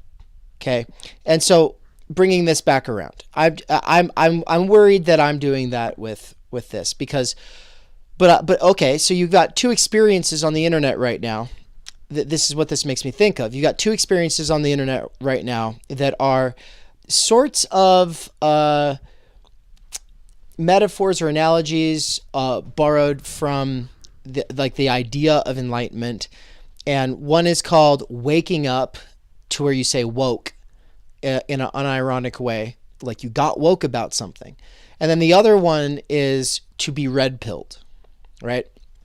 And so, I mean, I think one of the, like, instantly where my brain goes is, so when a person thinks that they're finally waking up and seeing the system for what it really is, and they're realizing that they were so immature and that they bought into so much false belief, and now they've got like this new set of concepts or a new framework that changes the definitions of words that they had previously taken for granted. Now they've got the correct definitions. Now they've got the correct worldview, and they're really all they need to do is refine it.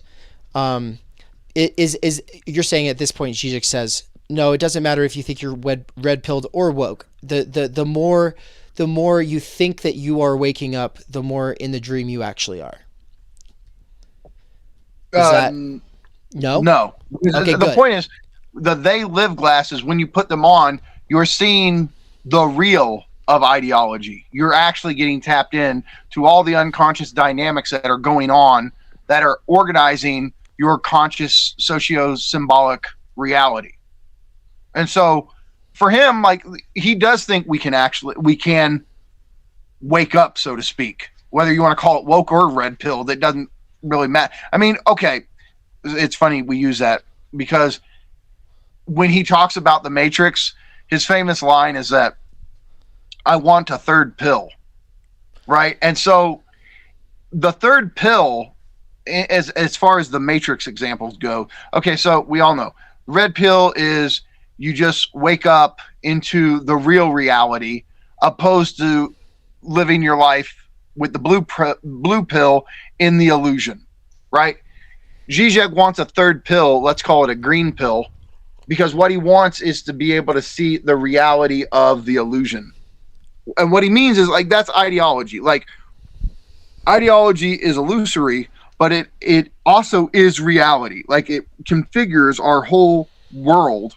And so what he wants to be able to perceive is the illusionary dimension that makes our reality reality. And that's basically what he's seeing with the they live glasses. So let's just drag this out a little bit more. So to see the illusory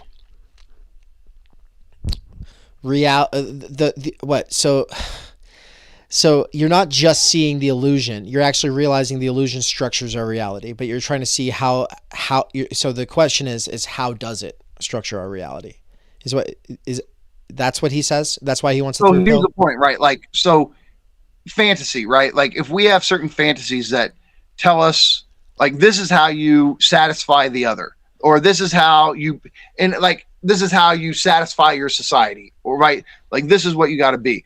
The whole point is that's an illusion. It's not guaranteed to satisfy anything, and yet it completely structures our world, like those ideological fantasies. And so the point is, just like the generation of sublime objects, right? Like, Jewish people don't have any special relationship to jouissance. That's an illusion. But look how much reality that illusion had, which is to say, look how much causal impact that illusion had on during World War II because of that illusion. Or for instance, let's just go with something a little more modern. There's an entire, a very, very, very, very small percentage of this country is really radically to the point of wanting civil war, like attached to the Democratic Party, and it hated Bernie, and it did everything it could to undermine him, and that was so obvious that a lot of people dropped out of politics right then in 2016. Like, I saw it happen. I saw a lot of people also just be like, oh, we can't even forgive Bernie for getting behind Hillary, right? There's a lot of people who are like, well, he's just he's just actually bringing people into the thing. Okay, the party, how does it handle the fact that Hillary loses to Trump? Well, you blame... surprise, surprise, we weren't aware. America's just that racist. And also, Putin wants to ruin our enjoyment. And so, or maybe I shouldn't even say that, but because that's technical jargon. But I'll just say, yeah, Putin wants to destroy us. And I mean, I was saying in 2016, they would rather go to war with someone who has nukes than accept responsibility for choosing one of the most corrupt and unlovable candidates in human history. They were that cocksure of themselves. They really didn't care about losing, that they would rather blame Putin. And then, the rhetoric, like Hillary said that, like, he's like a vile piece of, like, she said something really crazy. Like, the adjectives she used, I can't even recall exactly what they are, and I don't want to get it wrong. But this was, she's said crazy stuff in the past about him, as have a lot of Democrats recently because of Russiagate. And so it's like, okay, so even if everything they believed about Russiagate is true, and a lot of it's not, it's still one of those things where it's like, yeah, but there were other factors. How has this one been turned into such a scapegoat? No, I mean, I think it's abundantly clear that the Democratic Party is pathologically incapable of facing up to its own intrinsic problems. Yeah. And so, I mean, that is the ideological distortion. And the only reason I brought in Putin was because every time we talk about Jews, to me, it's so fucking remote, because I don't know anybody who has ever espoused actual anti-Semitism. I don't even see it online because I just avoid wherever you go to see it. And so it's like, it's actually very remote for me. But what, you know, so I But just it's went also maybe the purest form of ideological scapegoating that ever occurred. well, because it seems so crazy to us because it's so remote. But it's like, yeah, to think, because you kind of did elaborate. You said, just imagine, you know, it clearly mobilized a lot of people. Yeah. I mean, to be fair though, fascists will always just take whatever's popular in the moment, and these are popular currents. The fact is the overwhelming majority of Germans probably didn't think Jews are actually all these things, but they're also like, well, as long as they're not taking me off, I'm okay with it. You know, the camps were mysterious. A lot of people didn't know about the, oh, they're just being relocated. This is why, you know, the language of relocating people is so scary, is because at the point that the state starts relocating people, like taking them out of their homes, and they're carting them off, like the state's usually going to say and even show pictures of like, look, no, this is where they're going. They're okay. You know, we'll hear testimonies about how wherever they went is all right. No, the state will do whatever it can to fucking get rid of anything that's really like a burden or expensive or in the way, you know. And so you had like actual ideologues who just hated Jews, who really wanted to, you know, but what I'm saying is that you had a lot of people who were like, oh, you know, Jews, bad. But here's the thing. Here's how they're being taken away. I guess I don't really care that much because I'd rather just look out for me and my own. But what I'm saying is a lot of people didn't believe it. Right. But two things. One, because his whole point about let me finish that with the Trotskyist thing. So what a Marxist will say, or at least Trotskyists in my life would say about this, is just that the bourgeoisie will always work with the fascists at the point that they've lost control and they're not able to do things in a liberal order. So they'll always work with the fascists rather than the communists, right? And so what ends up happening is you have a professional managerial class who opportunistically takes the side of the despot, who's willing to use this scapegoat that's so horrendous. It's a lesser evil for them in order to maintain their status quo or get it back at that point. And so they go, okay, I'm going to go along with it. But, you know, and what that means is you have an intelligentsia who is opportunistic and in bad faith about the whole thing. They'll keep talking it. They'll say the things that one is supposed to say. And we see that today with today's professional managerial class. There's a whole discourse that it is supposed to espouse.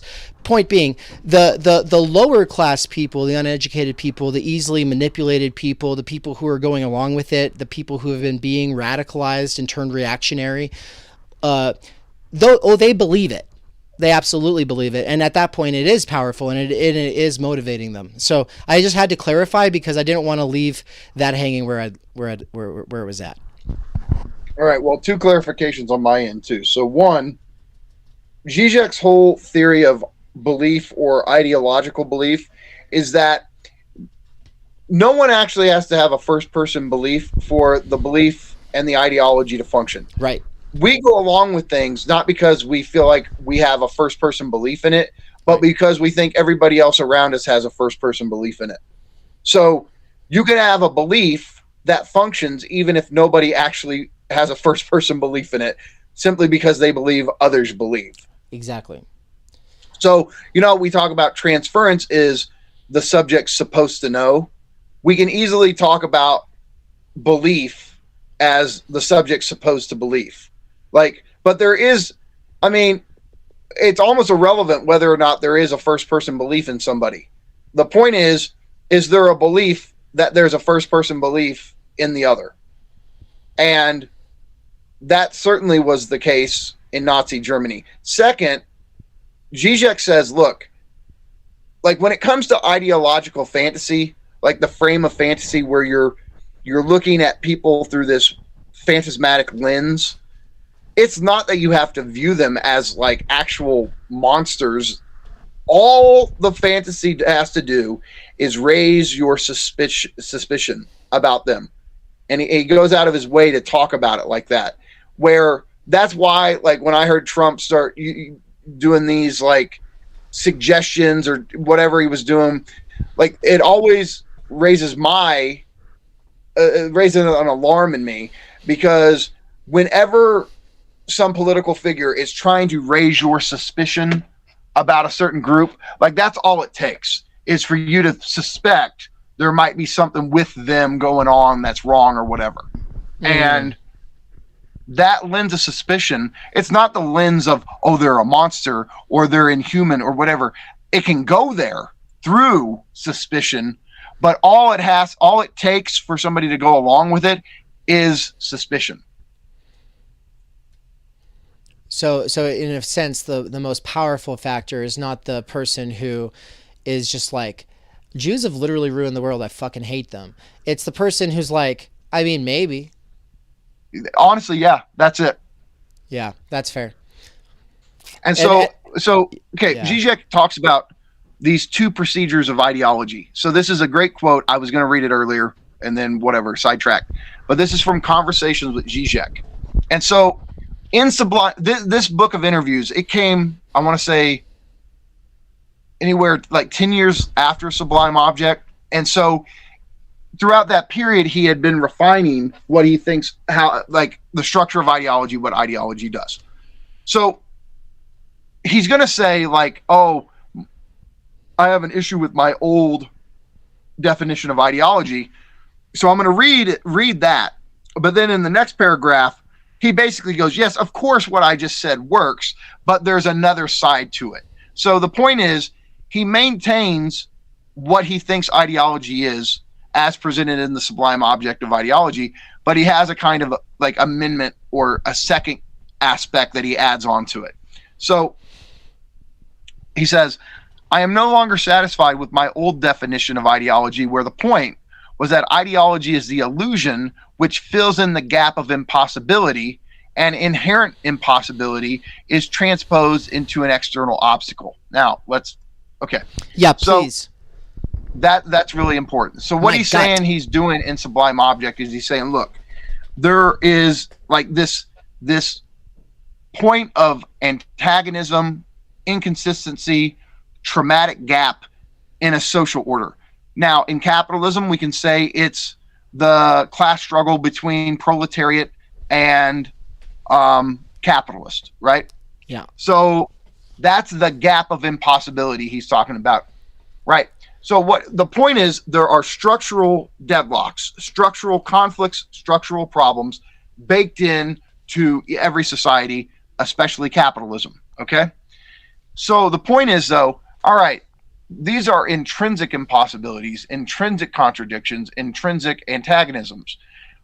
We do not want people to focus on those, because if we focus on those, solving them means drastically changing society itself. It would no longer be a capitalist society. Right. I wouldn't have a job anymore. Right. Like it, or something like that. Like, yeah, I'm not going to be, any existing senator is not going to be a senator in that world. They're not going to be able, so it's the bipartisan agreement between the two parties, which is the unspoken things that they share, that if anybody starts shining any light on what they all share, they're going to freak out and do everything they can to stop that person, even if it requires killing them.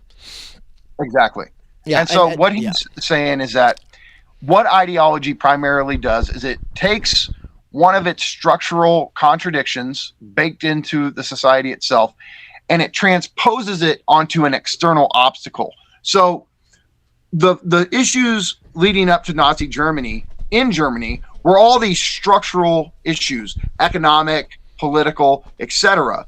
But that's a huge, complicated web of structural dynamics. Things get much clearer if you exchange these intrinsic structural conflicts for an external object that you can go, oh, it's just this thing over here that came along and fucked things up. If we get rid of this, things go back to smooth functionality. That's the ideology, is that, oh, the problem is some foreign intruder, foreign invader, when in fact there's structural dynamics that have caused the problems to emerge. And so hopefully that clarifies that. So let me reread it. I am no longer satisfied, even though he sticks to it. He's just saying he's not satisfied with this being all ideology is. I am no longer satisfied with my old definition of ideology, where the point was that ideology is the illusion which fills in the gap of impossibility, an inherent possibility is transposed into an external obstacle. And that therefore what needs to be done is to reassert the original impossibility. This is the ultimate result of a certain transcendentalist logic. You have an a priori void, an original impossibility. And the cheating of ideology is to translate this inherent impossibility into an external obstacle. The illusion is that by overcoming this obstacle, you get the real thing, the real sublime enjoyment. I am also tempted to say that the ultimate ideological operation is the opposite one. That is the very elevation of something into impossibility as a means of postponing or avoiding encountering it. Now, so here's what he's saying.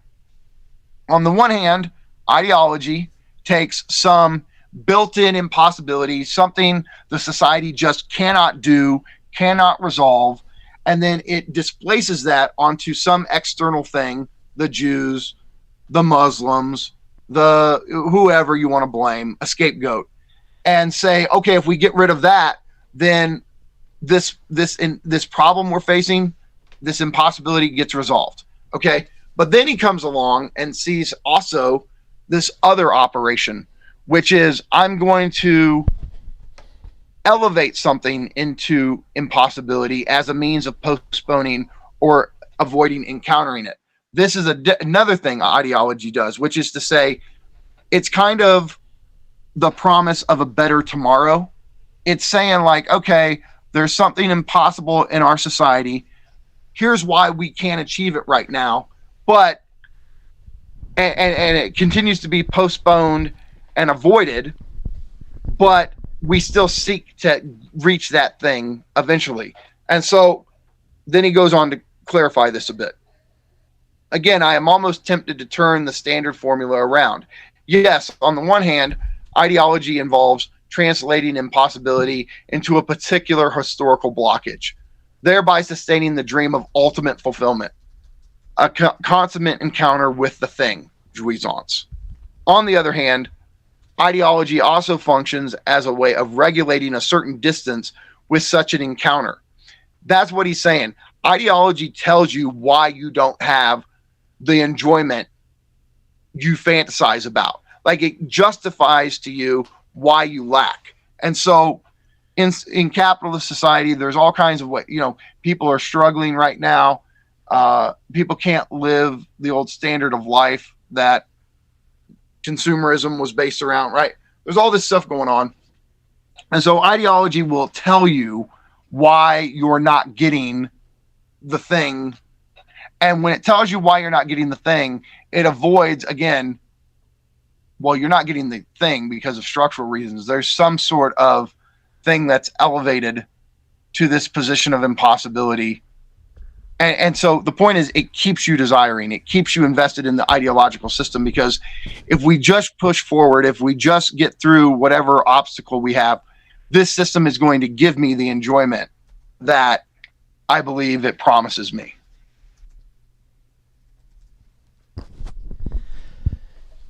So he ends it by saying, ideology sustains at the level of fantasy precisely what it seeks to avoid at the level of actuality. It keeps us desiring. There's some lure out there that keeps us invested in the system that we don't actually have at the moment. It endeavors to convince us that the thing, jouissance, cannot ever be encountered, that the real forever eludes our grasp. So ideology appears to involve both sustenance and avoidance in regard to encountering the thing, enjoyment. Sustenance. Yeah, sustenance. So and enjoyment. Mm-hmm. And so the point is, like, ideology basically keeps us like feeling like we have the enjoyment, in the sense of like it offers us forms of enjoyment, right? But at the same time, like the real sublime enjoyment, it keeps at bay through explaining to us why we lack. It gives us a narrative of why we're not fulfilled. That's a quote. Clip it and ship it. In fact, that I'd say the last 15 minutes of this was definitely the densest part and the part that I'll want to go over multiple times. And that if anybody, quote. Anybody who thinks that they got it already, or then you're wrong. But anybody who's like confused, don't worry, you should be. And so come back over it like in a few days or in a week or something like that. And one thing I was going to do is a quick point of order. Because we're going to have to spend a little time closing out before, but we got other stuff to talk. This is a good quilting point. Let's end with that. Well, and so a couple of things I want to do really quick is address. So we've basically spent a long time building up to where it got dense here, and then this is where we would resume the Žižek conversation. We've got an ongoing critique of political economy / Marx conversation. We have an ongoing Baudrillard conversation, and we have an ongoing Lacan conversation. La conversation, as we say. Actually, we've never said that, but there you go. I just did. Well, our La conversations are going to keep going. And so, I mean, I'm really looking forward to continuing these. These are your main thinkers. We've not had the Heidegger conversation or even started, like not officially.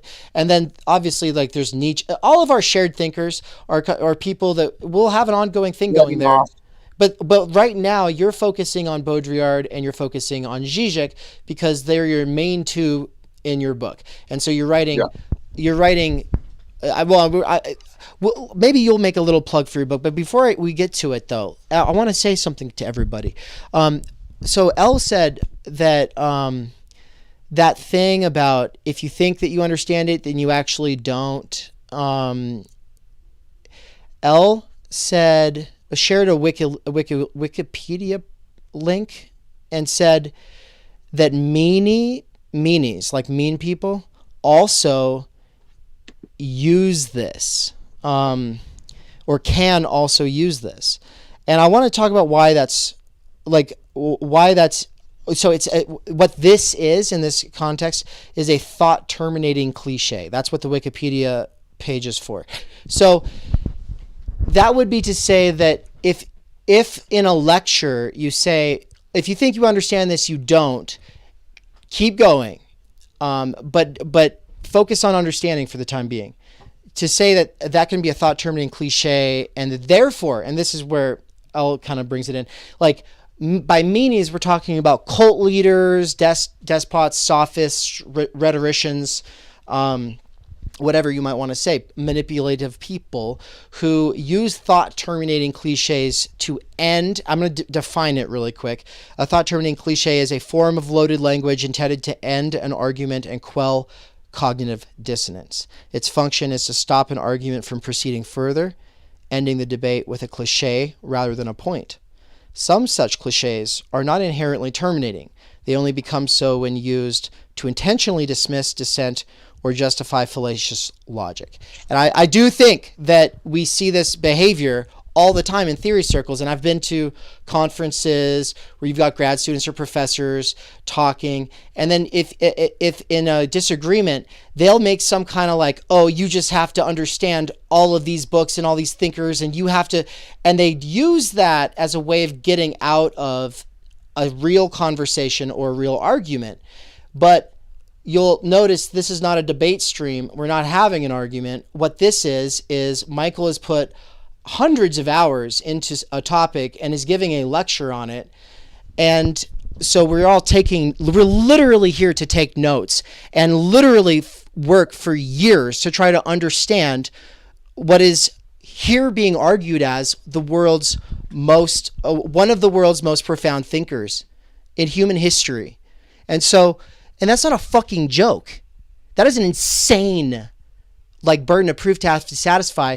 But if you don't fucking do that work, or you're not here to actually go, here's the thing. I might disagree with Todd Mcgowan, or I might disagree with Žižek. And earlier I was like, oh man, I got opinions. But it's like, fuck my opinions for a little while. I'm not getting brainwashed into a goddamn fucking cult because I want to understand something outside of my own implicit fucking presuppositions. So no, this is not the same thing as a thought terminating cliche. That's completely different. And so if Michael and I have an argument and he tries to fucking make some appeal to the body without organs and tells me that, you don't understand 1,000 plateaus enough to actually have this conversation with me, I'd be like, fuck you, dude. But that's not what's happening. So, so anyway, that's a quick aside. The other thing was that Deleuze and Guitars said a little bit higher up above that, something about this. I'm trying to find the actual quote. Deleuze and Guitars, I asked you in the chat, I said, what is the this that you're referring to? Because you said, I think, wait. Hold on, I'm pulling it up. Sorry, I lost my chat spot. I had this pulled up here. Do you know what I'm talking about? Did you see it in the chat there? No, Michael? I don't think so. So he says that there's a very, he said, this is a very thought-provoking distinction between Marx's and Žižek's interpretation of how we cling to ideology. And then he said, this is a good distinction between theory tube and bread tube here also. Now, but what I don't understand what you mean by this in that sentence. And people do this a lot of the, this is actually just in your writing. Always look at when you're using the word this, that, it, and wonder to yourself if you maybe should fill in what you are talking about and actually just say it. Because when you're reading someone's paper that they wrote in college, for instance, I used to have to grade a lot of essays, for instance.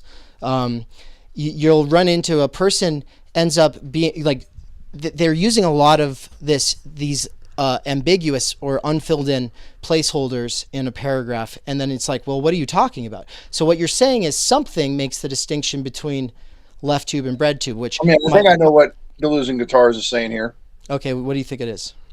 I think so. The point I was making is that for Marx, like, correcting an ideological distortion is much simpler. It's like pointing out a mistake and people go, oh, okay, mistake.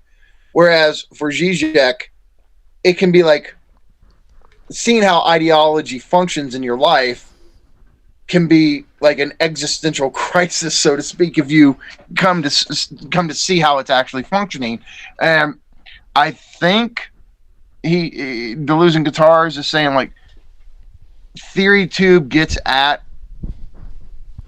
or maybe it's reversed. I don't know. I don't know which.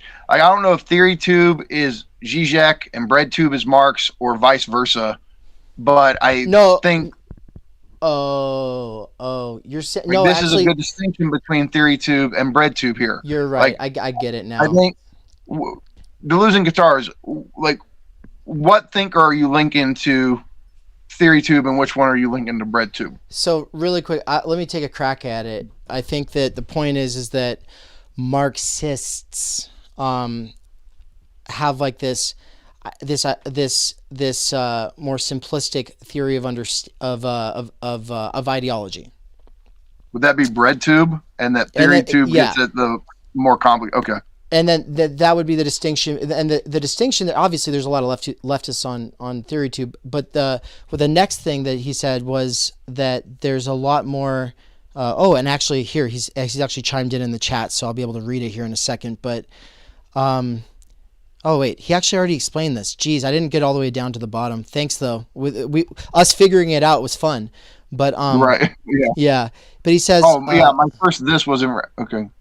So then Deathcon had said, yes, I haven't watched BreadTube in a long time because it's too self-congratulatory for me, self-righteous perhaps. And then people were talking about self-righteousness and self-centeredness and all this other shit. And the point is, I think what the really quick, just with what Deathcon's talking about at least, is that there's on the TheoryTube side usually more intellectual humility, and an attempt to actually not run out there talking about things you don't know. And so there's a lot more caution, which is why a lot of them are essayists in the first place. There's a lot more caution going on. And, we talked about in previous streams, like the ways that caution can also be a guise for basically just hiding out behind a teleprompter, only doing what's convenient and easy and gets clicks. But, I mean, that's not always the case. In a lot of cases, that's not the case. A lot of times a person just has intellectual integrity, or aims to, and so is a lot more careful about what they say. And when they do, they're not just a personality appealing to, ironic in-group scripts, but they're actually, trying to understand things themselves while helping you understand things. And so it's like, that's very different than being like, my job is to win for the left and do propaganda, which is like valid and based in a lot of cases, but also super cringe. Now, in some cases. So then, what was the thing that, so then Deleuze Guitars comes in here and says, my first quote unquote this was in reference to Mike's discussion, and the second this was in reference to your discussion, but you didn't mention BreadTube outright. And then, sorry, I am probably oversharing my notes that I am organizing, but I'll definitely circle back to it in timestamps. Yes! Fucking awesome. So that's the thing that I wanted to do really quick before we get to the last couple of comments, and then we close this thing out. Mikey is going to have a bunch of things that he wants to say, so it's not going to be quick, anybody. So don't get in a hurry, and don't, if you're in a hurry to leave, don't, then what you can do is always come back to this later, because like I said to Elle when she came in here and apologized for missing the first couple hours. It's okay. We're not trying to normalize people apologizing for missing a live stream or for parts of a live stream. What we're trying to normalize is people realizing that they didn't get it until they did it 3 times. And that takes a couple years usually. Like, this is an ongoing, like, we're learning the hardest concepts and theories that anyone's ever dealt with. And this is a big deal.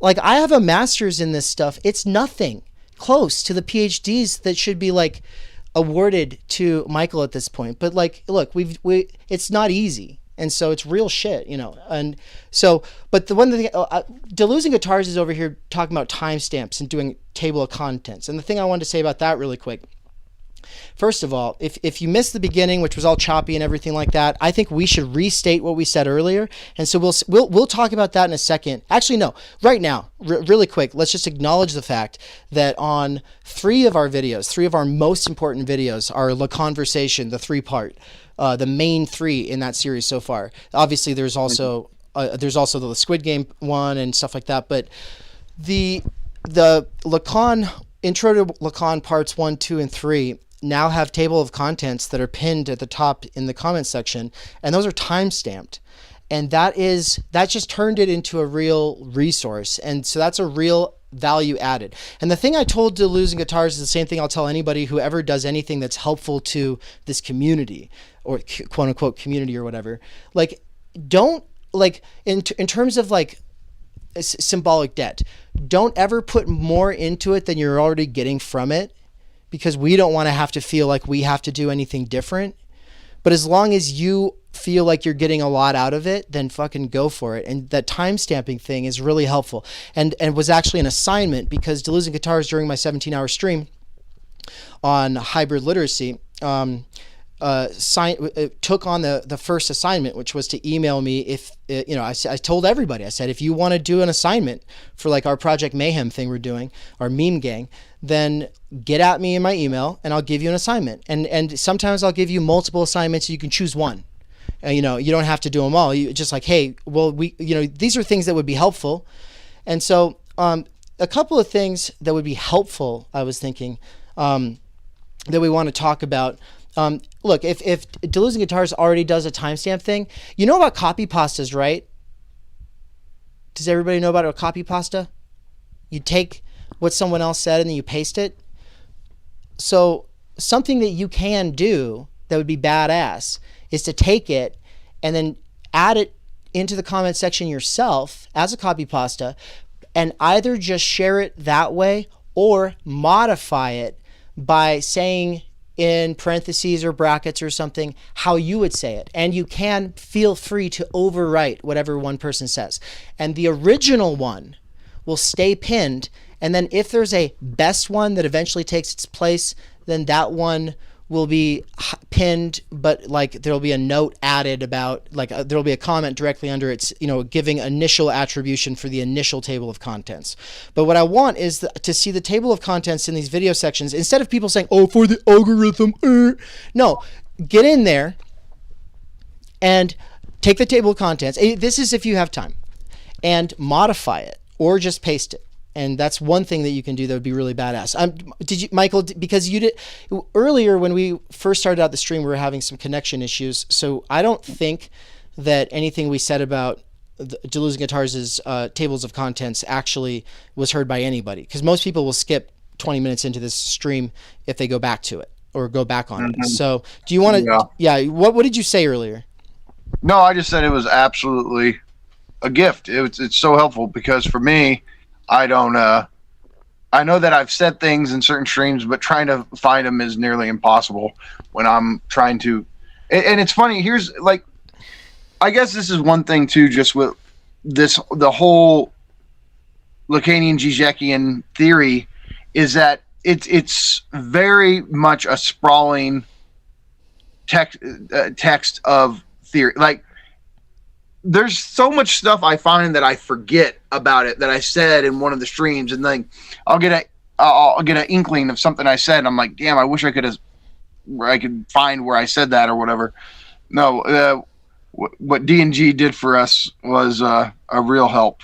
So thank you so much for that again. Yeah.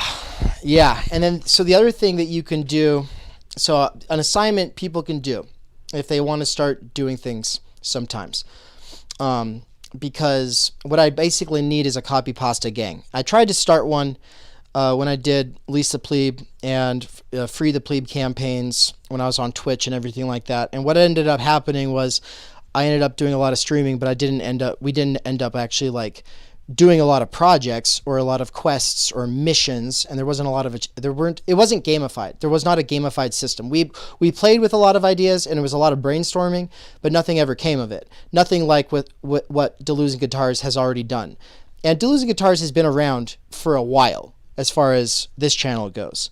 And so this has evolved now, and there are people who were involved who might get involved again, but the channel has more or less lain dormant as I was figuring out a bunch of things, and I'm still working on a bunch of them, and things haven't really taken off yet. We don't quite have traction back, and I don't even have reliable internet these days, and so I've had to cancel like 6 interviews. Like I've got an interview with Christine Louise Ditzoli, the author of Transcending Racial Divisions, the Zero book, the book that just came out like last year. But we just had to reschedule it. You know what I mean? I didn't know you're interviewing her. That's awesome. Oh my fucking God. I know. How did you not tell me about that? I'm going to have a conversation with One Dime. That's coming up as well.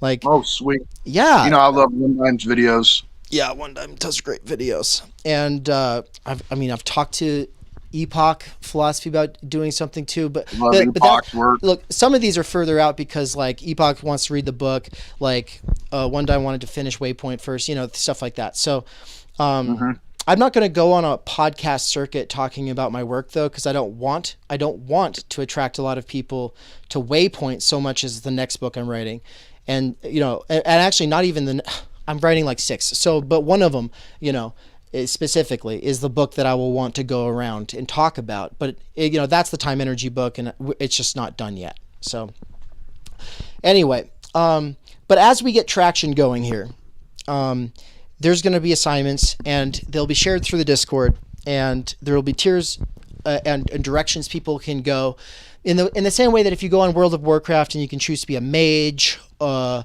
a warrior or a druid.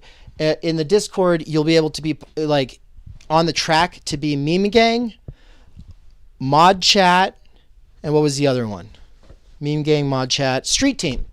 These are 3 distinct things. Some people will be all 3, which will be crazy, but most people will only be one of the 3. The meme gang does copy pasta agitprop. It's going to do like copy pastas like we just talked about with the table of contents, but also one of the kinds of assignments people will be able to choose from is to be able to create their own channel, follow a bunch of tutorials I show them, so that they'll be putting up their own kinds of stuff as well. But at first they're just going to be clipping stuff that they find interesting and putting it there.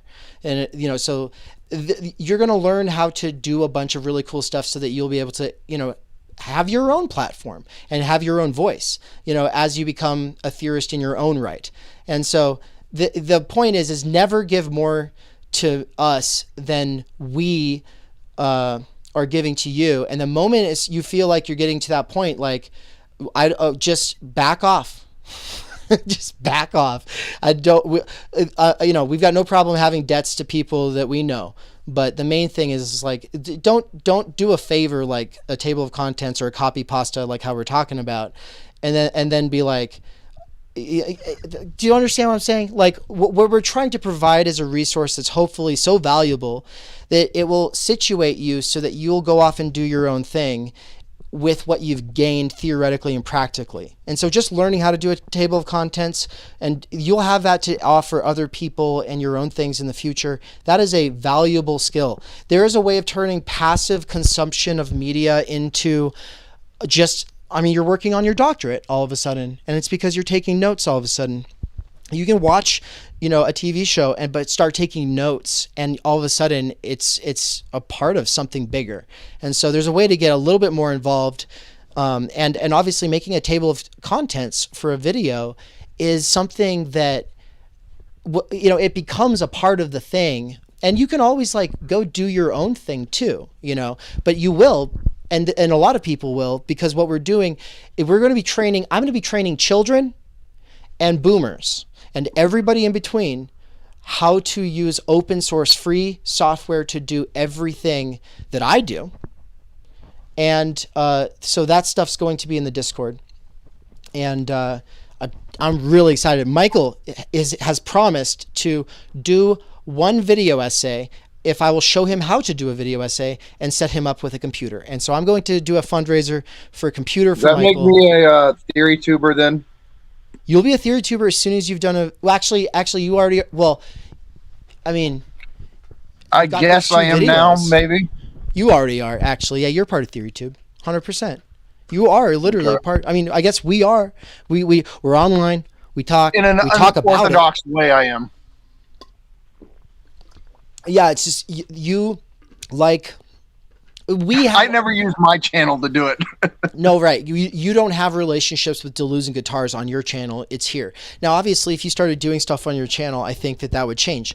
But for the time being, you're here and he's here, and so is everyone else. Valerian, L, Marvin, who else is in here? Deathcon. Okay, I want to say something real quick. Okay, DDD. So we got someone, Žižek and so on, and they asked, Michael, can you talk about the commodity form, Marx inventing the symptom?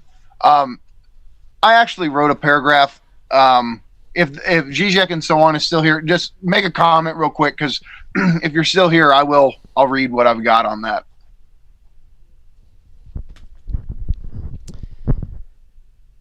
All right. I've talked a lot, but the thing that I want to say, if you're following along so far, if you've done, there's two things that you're supposed to go back over these videos. Eventually, no, there's no rush.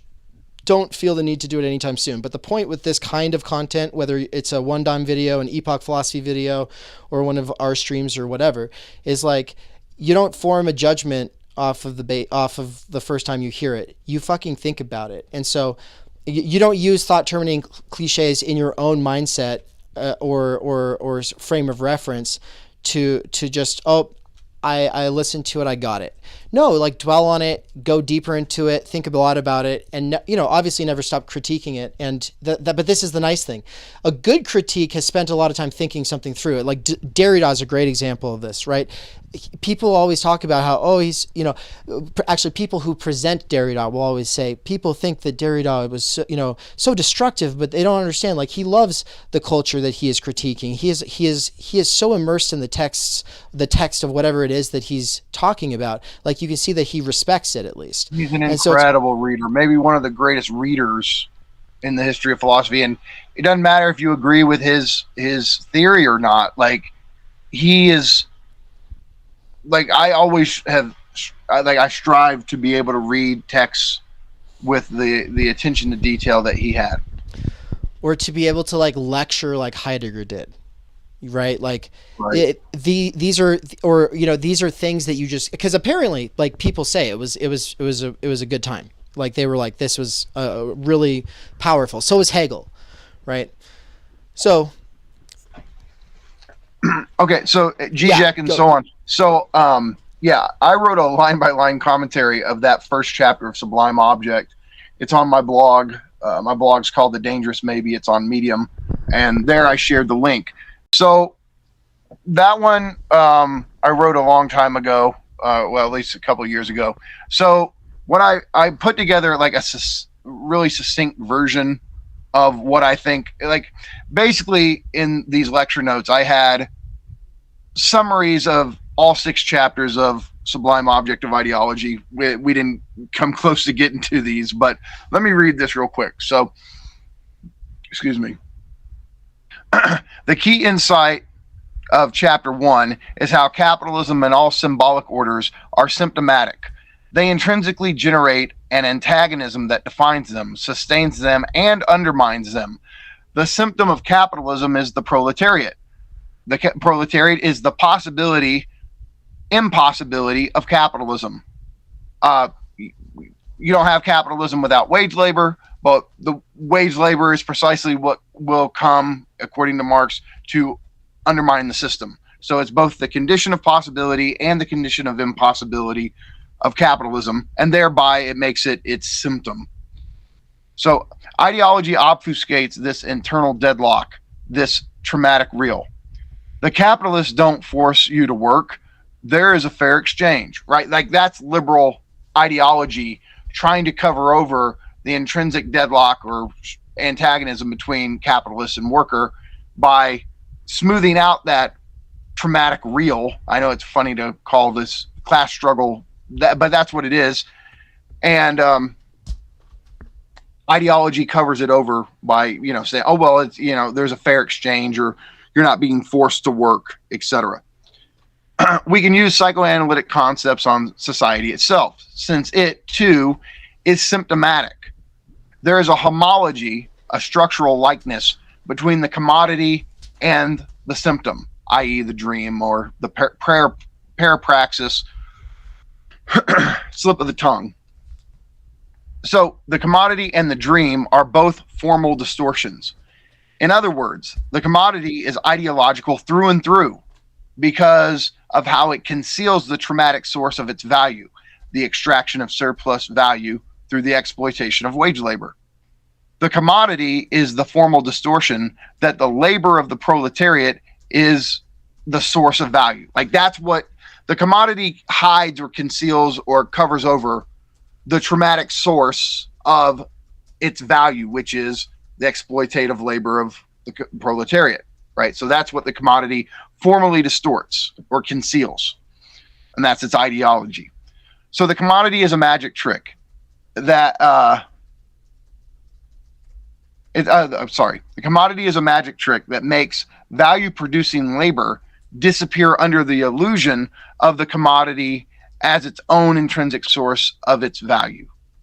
Just as the formal mechanism of the dream work, which for Freud, the dream work is the structure of the dream or the configuration of the dream, which involves displacement and condensation. Those are the two formal structures of dreams for Freud.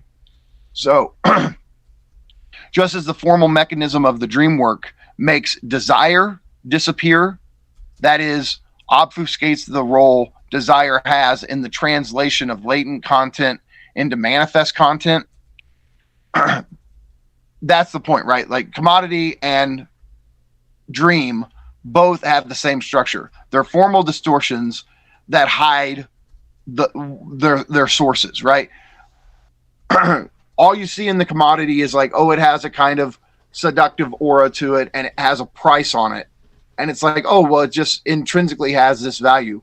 Well, in the dream, it's as if the latent content, the hidden meaning, and the manifest meaning just kind of have their own spontaneous connections, right? What you don't see in the dream is how the subject's own desire has come to take the latent content and translate it into the manifest content.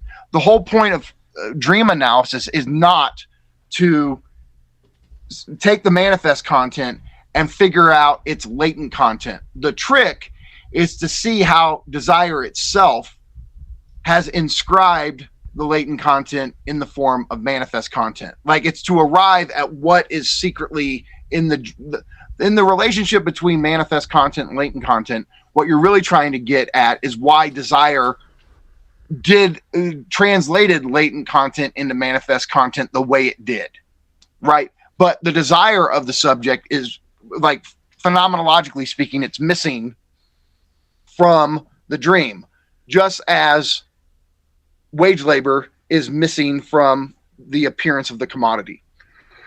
So what we miss is the formal transformation of desire into dream content, both latent and manifest, and labor into exchange value / price. The ideology of the commodity is its fetishism. The imaginary symbolic appearance of the commodity makes it seem to have an intrinsic value of its own, which hides the traumatic real source of its value, exploitation of the wage laborer. Every society has its real symptom, and ideology is the concealment of it and the production of social reality, which is the imaginary symbolic reality minus its real symptom / antagonism.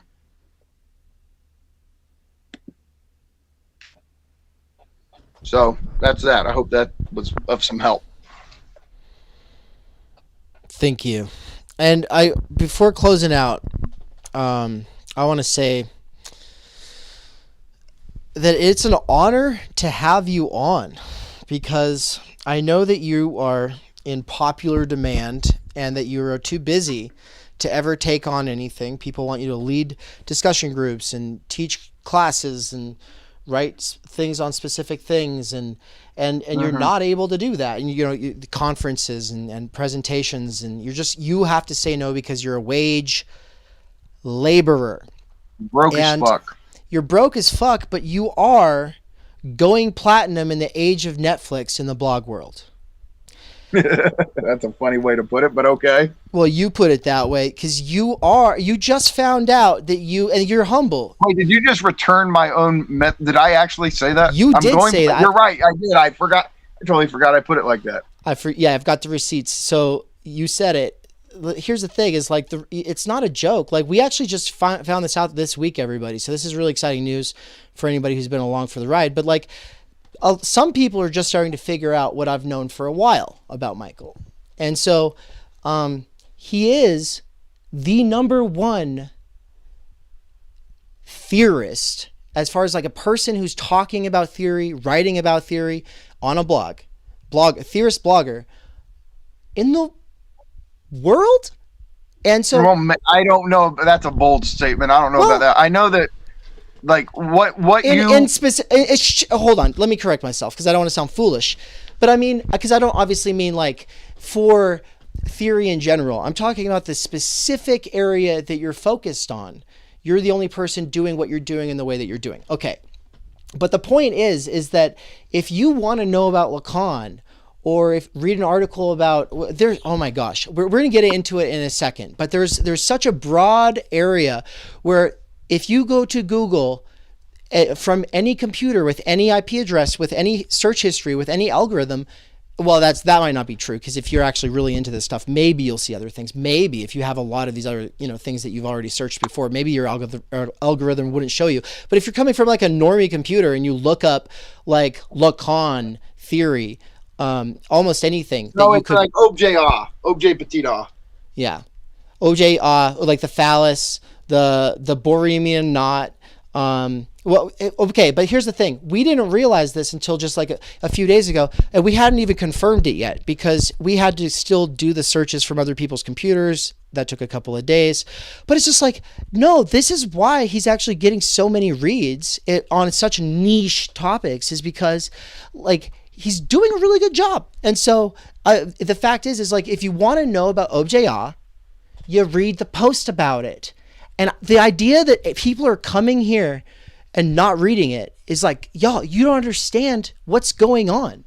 Like I realized that the conversations we were having was my favorite content that I was doing. It completely changed everything about what I'm doing. So a lot of people are really stoked and appreciative of this move because this is an opportunity for everyone for something really cool to happen.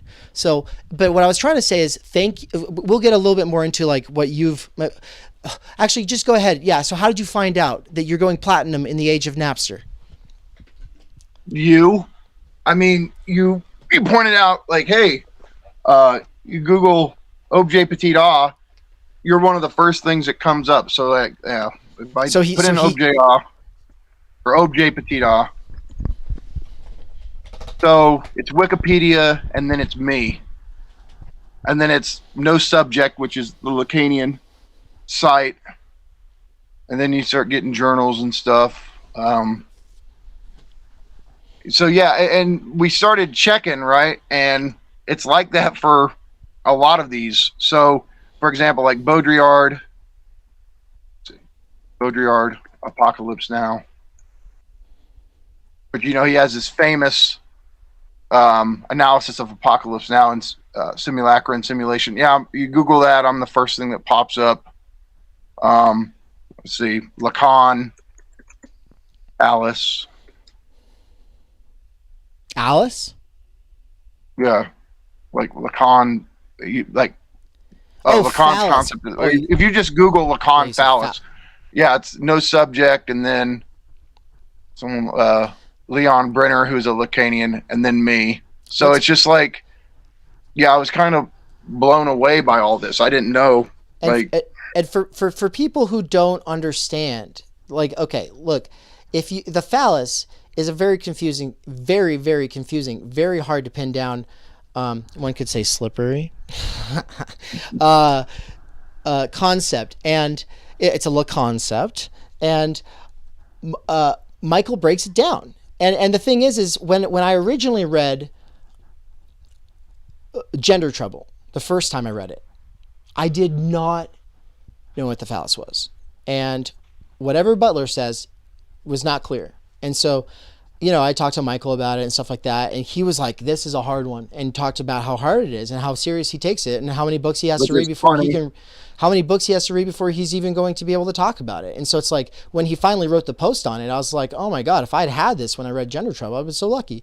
And the thing is like, I know people give us reports, oh, they're reading The Dangerous Maybe in their graduate class or whatever. And it's like, or in their undergraduate class, all over the place. And so it's like, that's exciting, because the fact is when I was in those classes, I didn't have that resource. And the fact is I don't know if I would even go to college now if I had the Dangerous Maybe fucking blog. I don't know if I'd go for theory, go for something else. There's a lot of other, things you can major in, but you can just roll up your sleeves and actually get a hold of these concepts. So I'm stoked. And the fact is what I was saying, tying it all back around, is that I'm honored, because I know you're a really, really busy person who's always exhausted, and you hate wage labor, and that's why we're doing #free Mikey, is because I'm the only person so far who's having conversations with you. Now, obviously, you're welcome to go on other places, and I know a couple of people who are going to have you on in the next couple of years, but there's obviously, right now, things are so hindered by the fact that you are unable to actually have any of your time energy, and we've talked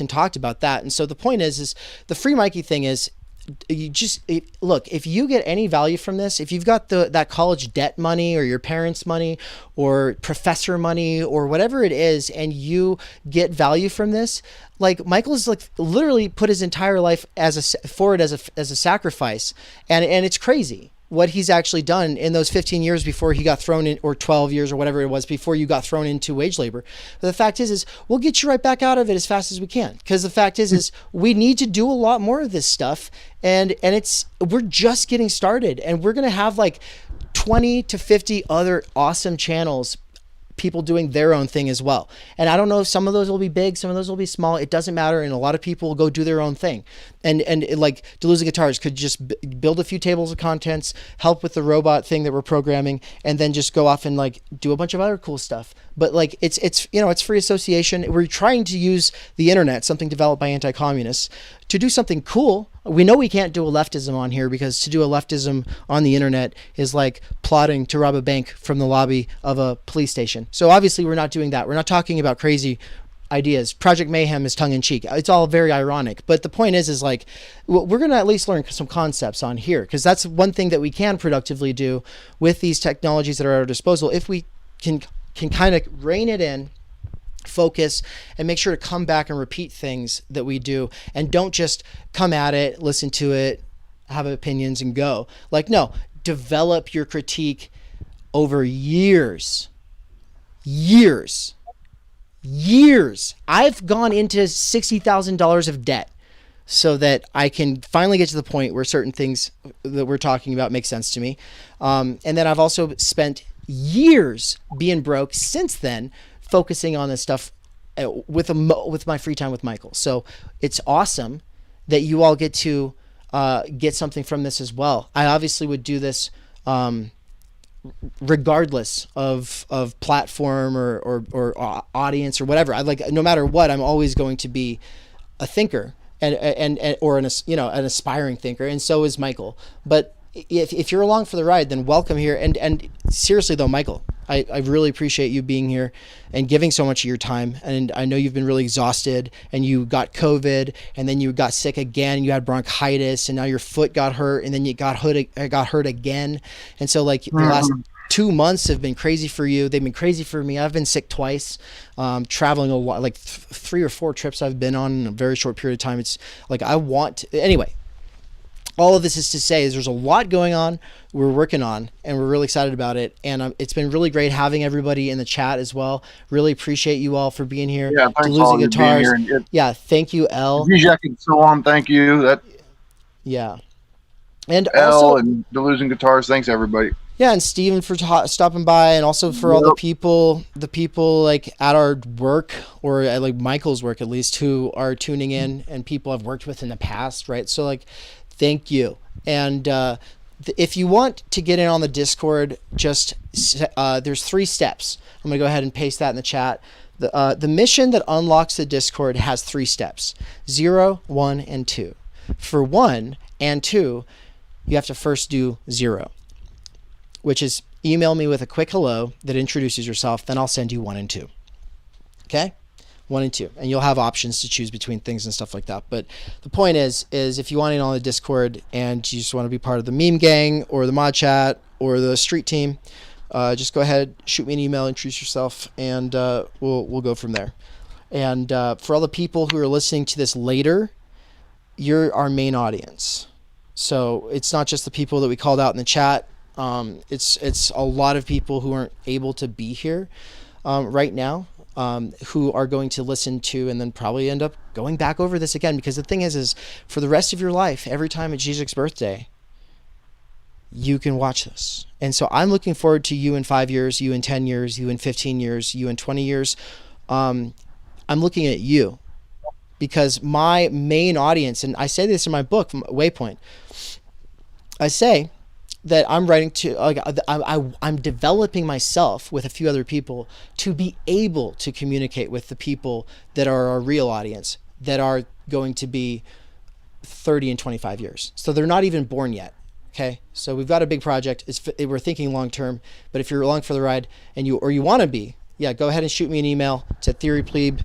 It's theorypleeb@gmail.com. Just hit me up. And the other 2 steps are basically do a copy pasta and put some things in your own words. And then there's a couple other things like say what you're interested in or whatever, but we'll go from there.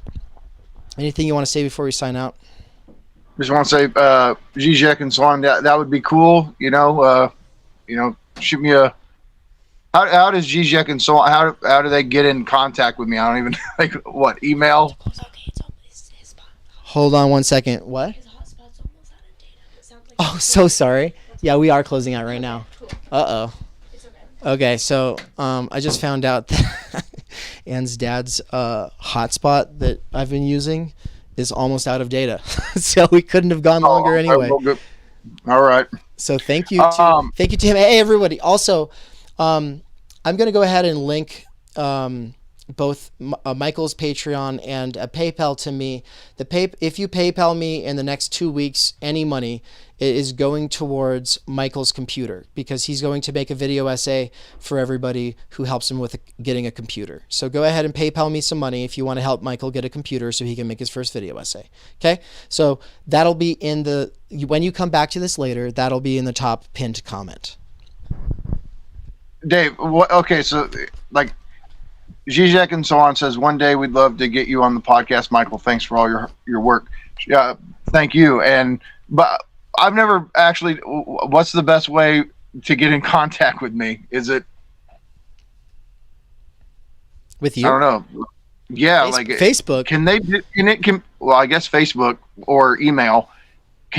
Does Medium, do they allow people to direct message on Medium? I don't know. I don't think I've got, no, direct message on Medium.